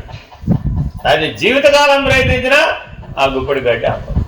కానీ వీడికి మాత్రం డ్రమ్ములు ఆయిల్ పెట్టి, మానవుడు అంత తెలివైన వాడు. గట్టిగా ఒక కొమ్ము విసిరితే వీడు హరి, వీడి శక్తి అది. కానీ తెలివితేటలతో దాని బలాన్ని ఉపయోగించుకుంటున్నాడు. మనలో కూడా కర్మ చేయడానికి ఎంత శక్తి ఉందోనండి. మనలో చూడండి, కావాల్సి వస్తే మీరు 100 ఏళ్ల జీవితంలో చేసిన పని యొక్క బలాన్ని అంతా పక్కన పెడితే ఎంత సామర్థ్యం ఉంది అంటే ఈ భూమిని తెప్పగలిగేంత సామర్థ్యం ఉన్నాడు. కానీ జ్ఞాన బలం దృష్ట్యా చూస్తే సున్నా. జ్ఞాన బలం లేని శారీరక బలం వల్ల ఏం ప్రయోజనం? మనకి ఎద్దుకి తేడా లేదు. అర్థమేనండి? కాబట్టి ఈ గానుగడ్డి వల్లే కర్మ చేయకూడదు. గ్రహించాలి, దాన్ని విచారించాలి, దానిలోనే లక్ష్యం ఏమిటి అని గుర్తించాలి. జ్ఞానపూర్వక కర్మాచరణ చేయాలి, అప్పుడే అది వీలవుతుంది. లేకపోతే భిన్నత్వం అనేటటువంటి ఆభాస వెంట పడతారు. అదేంటండి? రెండవది అవభాస. ఇదేంటండి రెండోది అవభాస అంటే? పొద్దునంతా మనం దేంతో తిరిగేశాం? ఆభాస చుట్టూ తిరిగేశాం. రాత్రి అలసిపోయి పడుకున్నామా లేదా? కళలో కూడా మనకు అనుభవం వస్తుందా లేదా? పొద్దున్న చేసిందే రావక్కర్లా, మనకు ఆల్రెడీ పెద్ద గోడ ఉంది కదా ఒకటి. ఏమిటది? 100 జన్మల నుంచి చేసుకొచ్చిన గోడ ఉంది కదా, దాంట్లో నుంచి అవభాస. కళ అంతా కూడా ఏమిటండి? అవభాస. మెలకు అంతా ఏమిటి? ఆభాస. కానంటే అర్థమైపోయింది కదా, ఉన్నది లేనట్లు, లేనిది ఉన్నట్లు, అంతే. జాగ్రత్తగా గమనించాల. మయసభ కళ అంటే ఏమిటాయంటే మయసభ అంటే వేరే ఏం లేదు. అక్కడ చెరువు లేదు, ఉన్నట్టుగా కనబడుతుంది. అదేనండి? కొండ లేదు, ఉన్నట్టుగా కనబడుతుంది.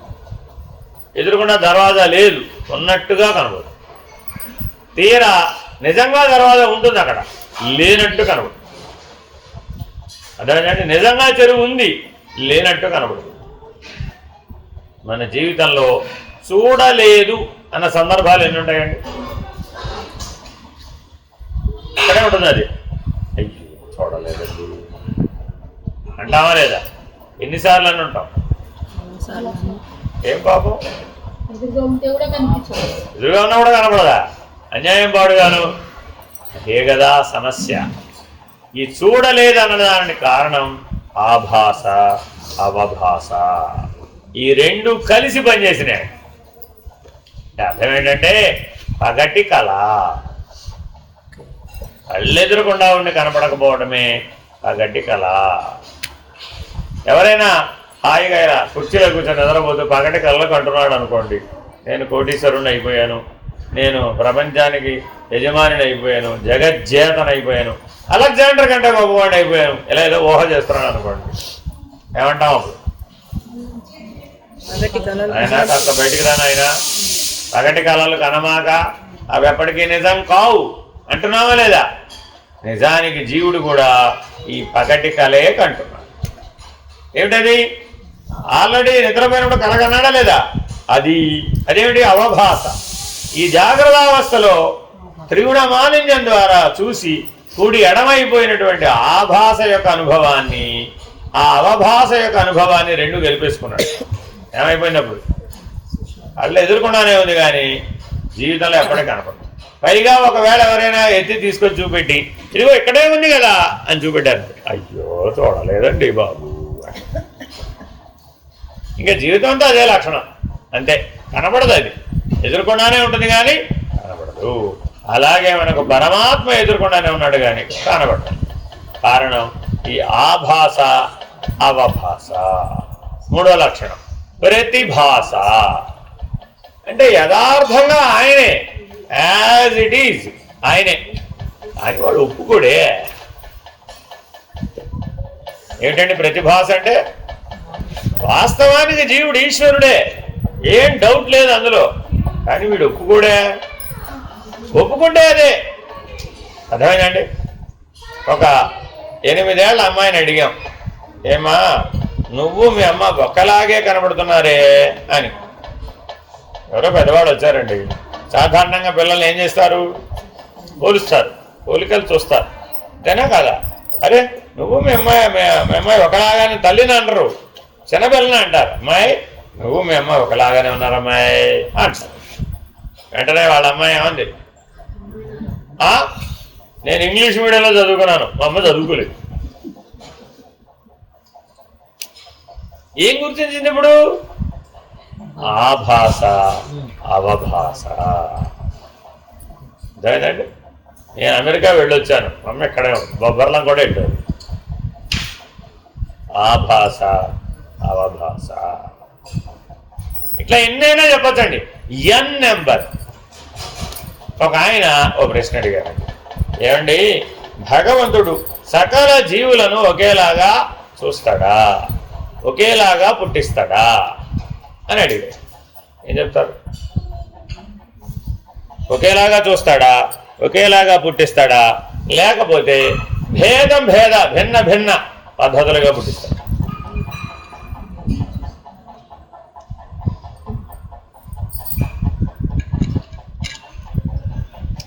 అడిగింది ఒక పదార్థవాదిని అడిగాడు.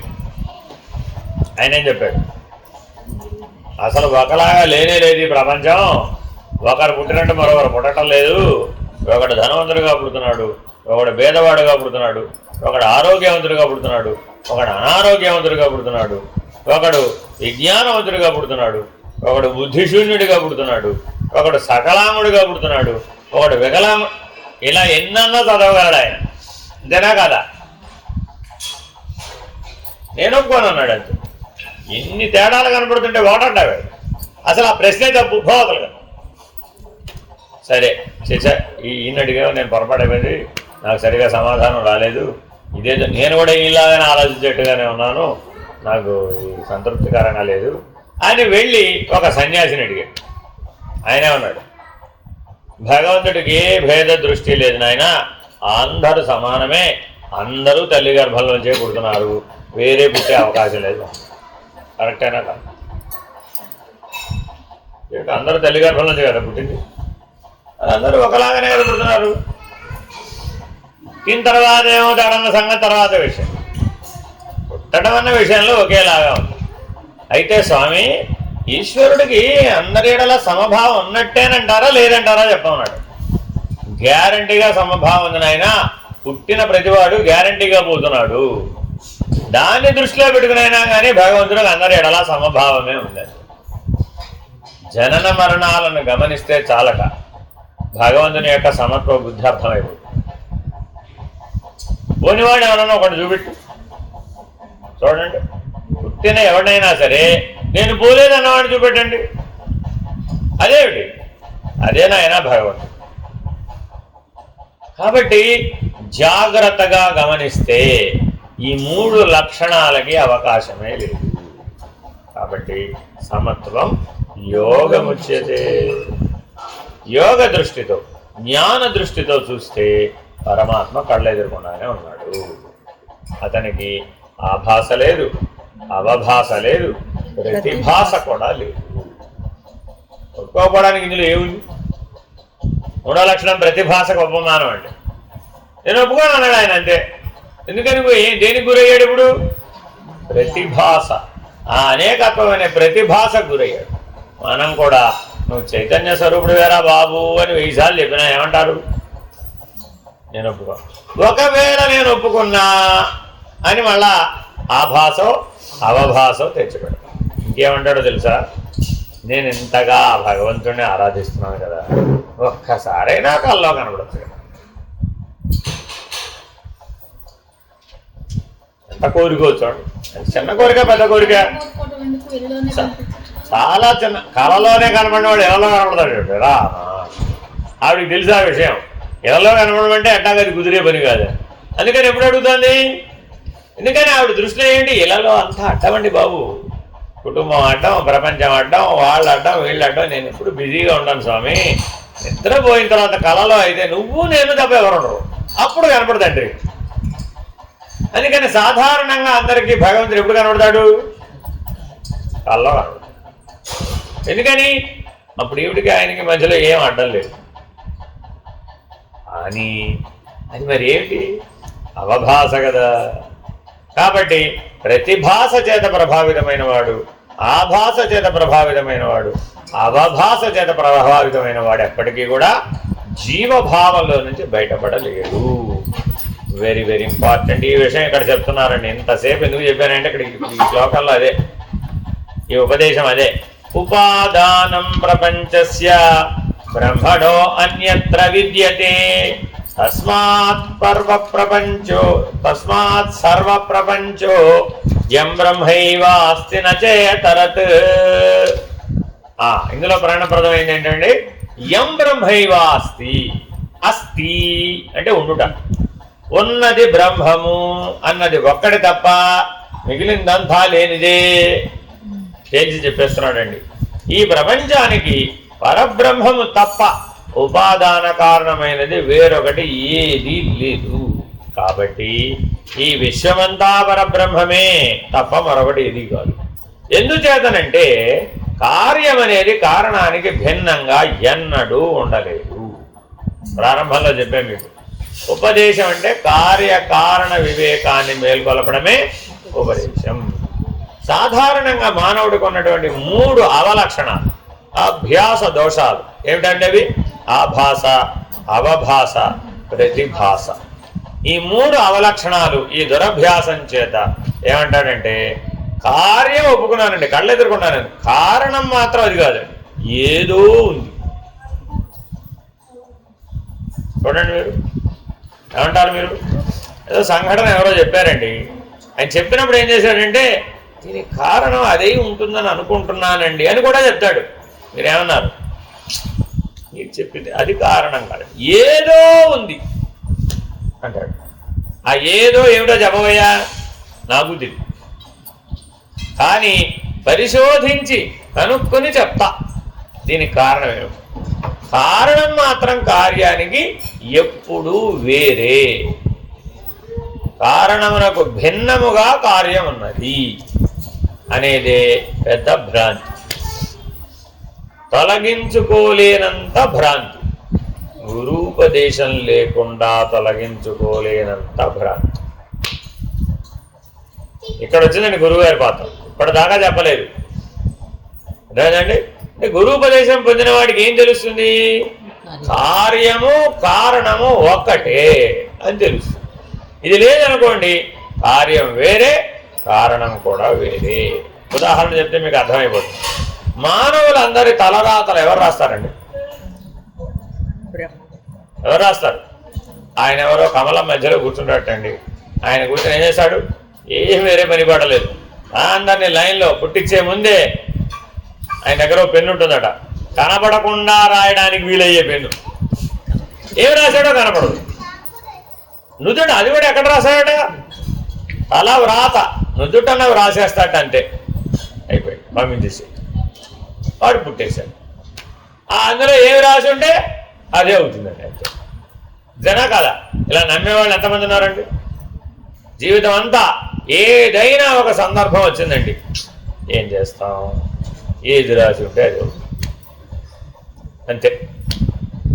కాబట్టి ప్రతిదీ ఎందులో రాసి ఉండాలి, ఇంతకీ తలరాతలో రాసి, లలాట లిఖితారేఖ పరమార్థం న శక్యతే. దానికోసం మనం సంస్కృతంలో కూడా చెప్పాం, బాగా గుర్తుపెట్టుకోండి. సంస్కృతంలో చెప్పినవన్నీ మంత్రాలు కావు, సంస్కృత భాషలో చెప్పినవన్నీ ఉపదేశాలు కావు. మనం తెలుగులో ఎలా మాట్లాడుకుంటున్నామో వాళ్ళు అప్పుడు ఆ భాషలో మాట్లాడుకునేవారు. ఇదే సంస్కృతంలో చెప్తే లలాట లిఖిత రేఖ పరిమార్త్యం న శక్యతే, మార్చడానికి వీలు కాదన్నాడు, అంతే. అర్థమేనండి. మరి ఏం చేయవచ్చు, ఏం చేయవచ్చు? మోడర్న్ ఏజ్ మ్యాన్ చెప్పాడండి, ఎవరైనా నీ తలరాతలో నీ మీద రాళ్ళు విసిరారు, ఏం చేయాలి ఇప్పుడు? ఆ రాళ్ళన్నీ కలెక్ట్ చేసుకుని గోడ కట్టు, అలా చేసుకోవచ్చుగా. ఆ రాళ్ళు నీ మీద తగిలించుకుని దెబ్బలు తగిలించుకోవడం కంటే వాడు విసిరాడు, ఆ రాళ్ళన్నీ భద్రంగా పట్టుకో, చక్కగా గోడ కట్టు, రక్షణ గోడ కట్టు. మరోసారి విసరకుండా ఉంటుంది, గోడ ఎదురుకుండా లేదు కాబట్టి విసిరాడు, అంతేనా కాదా? జాగ్రత్తగా ఆ రక్షణ గోడ నిర్మించుకోవచ్చు. ఐడియా బాగుందా లేదా? అదేమిటి, ఎవరో మీ మీద విమర్శల బాణాలు వేశారండి, ఏం చేయాలి? వాటిని అన్నీ ఏమనమాక అన్నిటినీ కలెక్ట్ చేసుకొని చక్కగా ఒక రక్షణ గోడ, ఒక ఫెన్స్ ఏర్పాటు చేసుకో. ఉపయోగమే, వెరీ గుడ్. అసలు ఉపయోగం లేని సృష్టిలో లేనే లేదు. అందుకని జాగ్రత్తగా గమనిస్తే ఈ కార్యకారణ వివేకం మానవుడికి అత్యంత ఆవశ్యకం. అందుకని కారణం బ్రహ్మ, కార్యం సృష్టి. కారణం బ్రహ్మ, కార్యం సృష్టి. ఈ తలరాత రాయడం అనే గొడవ ఎక్కడొచ్చిందయ్యా అంటే ఆయన సృష్టి నియమాలను చేసాడు. నీ తల మీద రాయలే, ఇది సినిమా కల్పన. ఇది సినిమాలో చూపిస్తారన్నమాట. ఇట్లాగా అలాగా చేయలే ఆయన. ఆయన ఏం చేశాడు? ఒక సృష్టికి ఒక సంవిధానం ఉండాలా అక్కర్లేదా? ఆ సంవిధానాన్ని ఏర్పాటు చేశాడు ఆయన. అంటే అర్థం ఏంటి? సూర్యుడు చుట్టూ భూమి తిరిగితే భూమి మీద 6 ఋతువులు ఏర్పడాలి. సృష్టి సంవిధానంలో భాగం. కుదరదు. నాకు వసంత ఋతువుతో ప్రారంభం కాకూడదు, వర్ష ఋతువుతో ప్రారంభం అవ్వాలి అని మనిషి అన్నాడండి. కుదురుతుందా? ఎందుకని? దాన్ని మార్చడానికి నీ వల్ల కాదు. అర్థమైందండి? ఇట్లాగా మానవ మేధస్సుతోటి, మానవ విజ్ఞానంతో మార్చలేని ఎన్నో అంశాలు ఈ సృష్టిలో ఉన్నాయి. అవన్నీ ఎవరు ఏర్పాటు చేశారు? సృష్టికర్త. వాడేవాడు? బ్రహ్మం. అర్థమైందండి? కాబట్టి చాలా జాగ్రత్తగా అర్థం చేసుకోవాలి. ఆఖరికి నీ దేహంలో ఉన్న ఎన్నో వ్యవస్థలు నీ స్వాధీనంలో లేవు. నువ్వు మార్చాలంటే మార్చలేవు. ఒక ఆయన ఏమనుకున్నాడంటే కాళ్ళైనా చేతులైనా సమానమే కదా, కాళ్ళ స్థానంలో చేతులు, చేతుల స్థానంలో కాళ్ళు పెడదాం బాగుంటుంది కదా అనుకున్నాడు. ఒక్కసారి ఊహ చేశాట. ఏమైపోయినప్పుడు ఊహించండి. తల కిందకి, కాళ్ళు కాదు చేతుల పైకి. ఎందుకని చేతుల స్థానంలో కాళ్ళు వచ్చేసినాయి. మరి నడవాలంటే ఏం చేయాలి? ఇప్పుడు కాళ్ళతోనే నడవాలి కదా, చేతులతో నడవలేవు కదా. రివర్స్ అయిపోయింది. అన్నప్పుడు మన జీవితం ఏమైపోతుంది? కాళ్ళు చేతులు అంటే రివర్స్ చేశాడు, కానీ లోపల ఉన్న వ్యవస్థని మరి ఏమైపోతుంది? అప్పుడు పరమాత్మకు ఎరుక. లోపల ఉండవలసినవన్నీ బయటకు వచ్చేస్తాయి. అప్పుడు మన జీవితం బాగుంటుందంటారా? బాగుంటుంది. అంటే మానవుడి ఆలోచనలన్నీ ఇలా అసంబద్ధంగా ఉంటాయి. ఇది ప్రయోజనం లేదు. అర్థమైందండి? ఏదో ఒక వింత సృష్టించాలనుకుంటాట మానవుడు ఎప్పుడూ కూడా. ఆ వింత సృష్టి కార్యము కదా, అది కారణం కంటే భిన్నంగా ఉండాలని ఆలోచిస్తాడు. అప్పుడే నేను ప్రతిభావంతుడు అనుకుంటాను. ఏమనుకుంటాడండి? ప్రతిభావంతుడు అనుకుంటాడు. దీనికి మీకు భారతంలో ఉదాహరణ చెప్తాను. అంపశయ్య మీద భీష్ముడు పడిపోయాడు. ఎవరు గెలుస్తారా అని ఇద్దరికి డౌట్. ఇప్పుడు అటు ఇటు ఇరుపక్షాలకి ఇద్దరికి కావలసిన వాడే. అర్థమైందండి? ఎవరు గెలుస్తారో ఇరుపక్షాలకి చెప్పాలనుకున్నాడు. డెత్ స్టేట్మెంట్ అనమాట అది.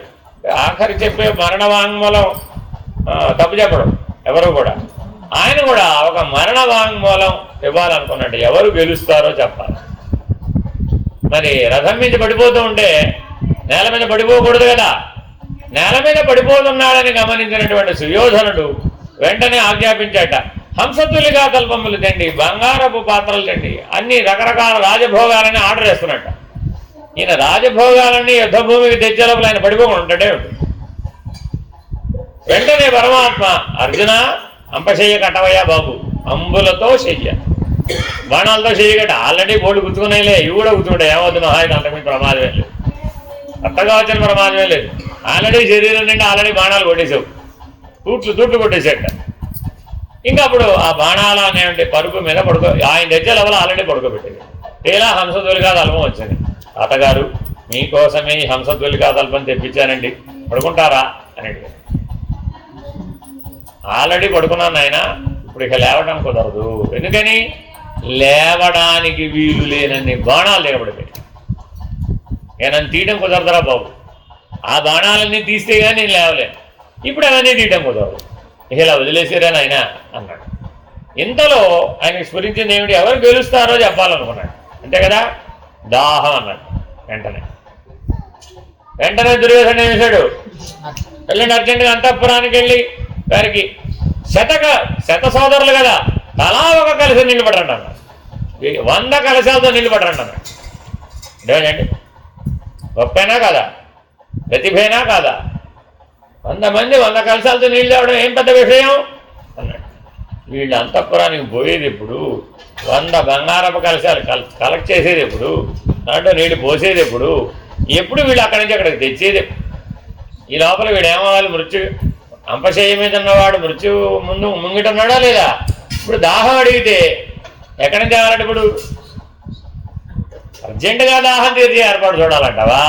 ఇప్పుడు అడిగితే 1 సంవత్సరం తర్వాత తీరుస్తానని అప్పటిదాకా వాడు ఉండదు. సరే, పరమాత్మ ఉంటాడు కదా ప్రతిదానికి. అర్జున అర్జెంటుగా పాతాళంగా బోరేవయ్యా బాబు, అర్థమైందా? మరి ఏం చేశాడు? బోరేయాలంటే మనం చేసిన పనే మిషన్.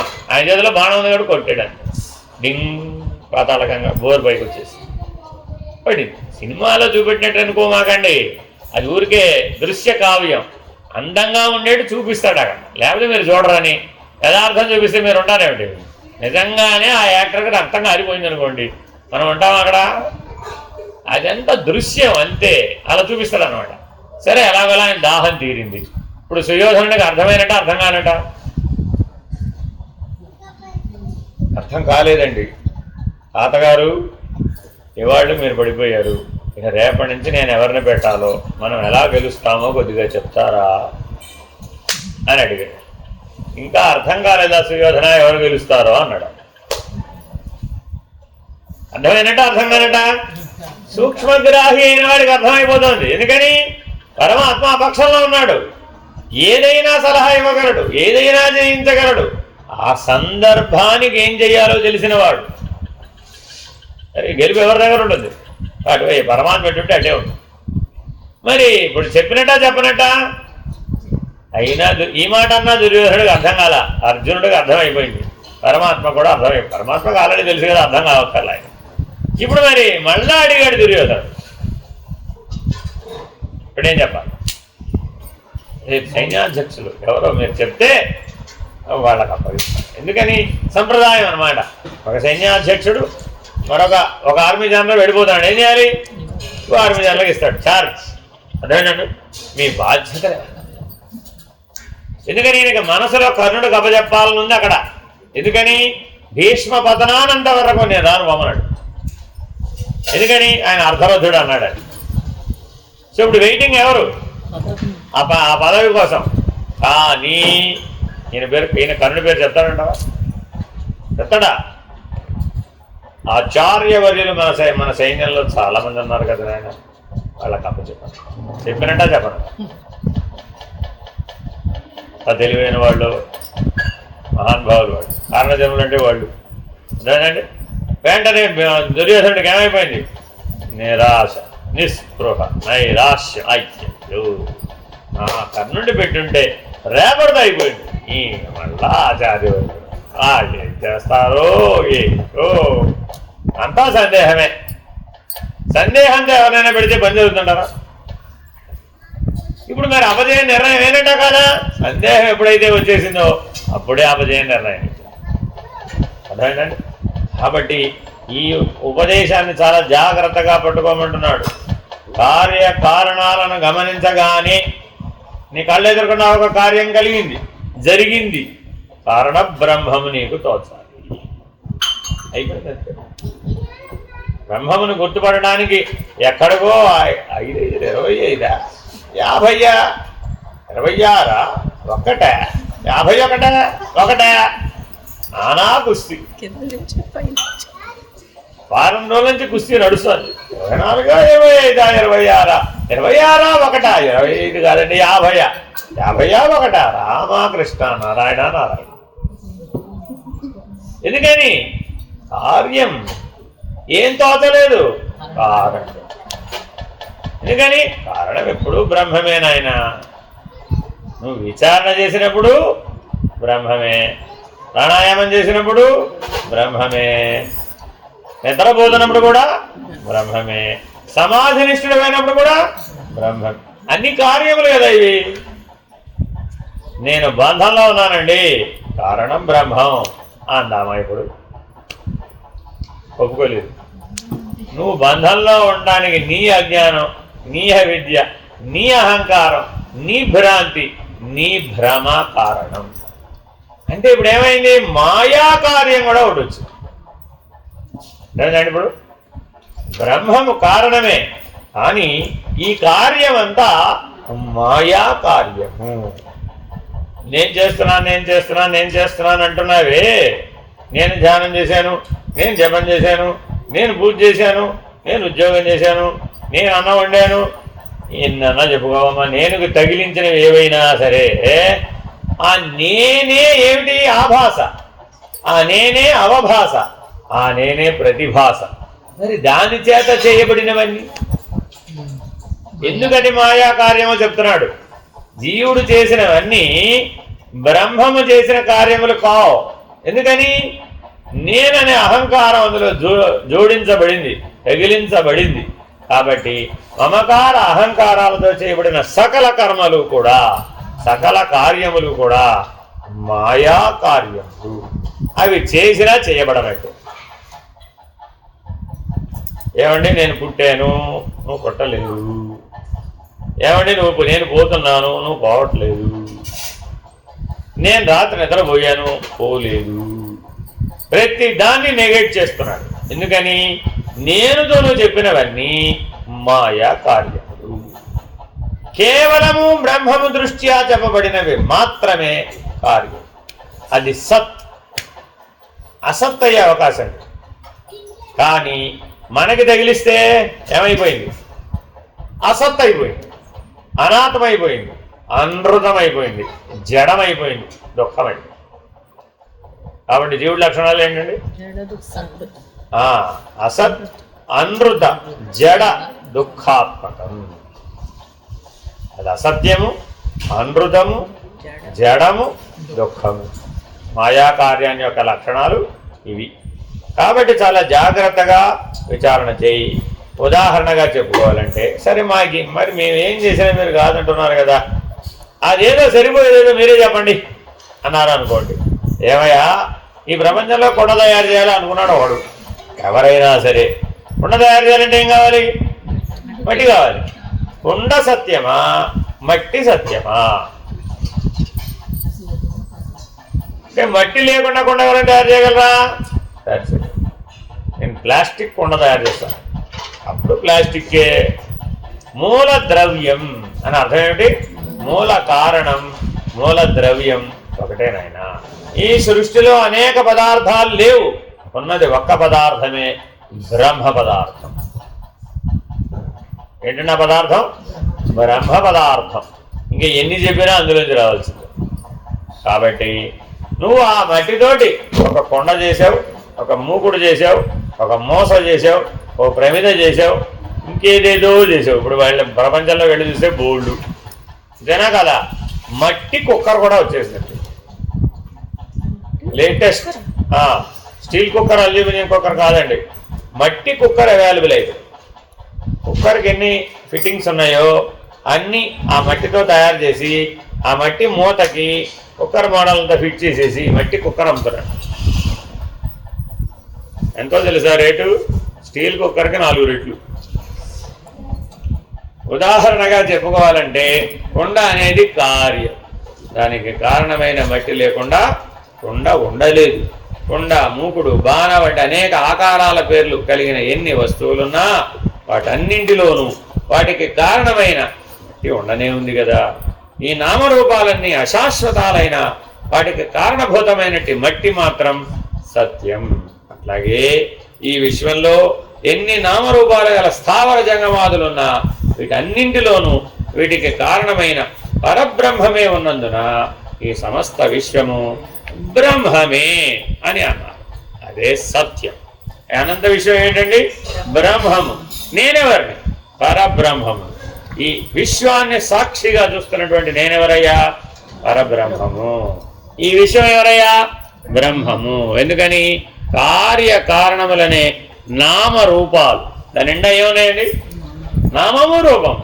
దాంట్లో చిక్కుకున్నామంటే ఆభాస, అవభాస, ప్రతిభాస, అనృతము, అసత్, జడము, దుఃఖము, మాయా కార్యం. ఇవి చాలా జాగ్రత్తగా అర్థం చేసుకున్నట్లయితే విశ్వమంతా వ్యాపించినటువంటి వాడు బ్రహ్మమే. అన్యం లేనే లేదు. నేనెవరిని? తత్సాక్షి. బ్రహ్మం అంటే తత్పదం. బ్రహ్మం అంటే ఏమిటండి? తత్పదం. నేనెవరిని?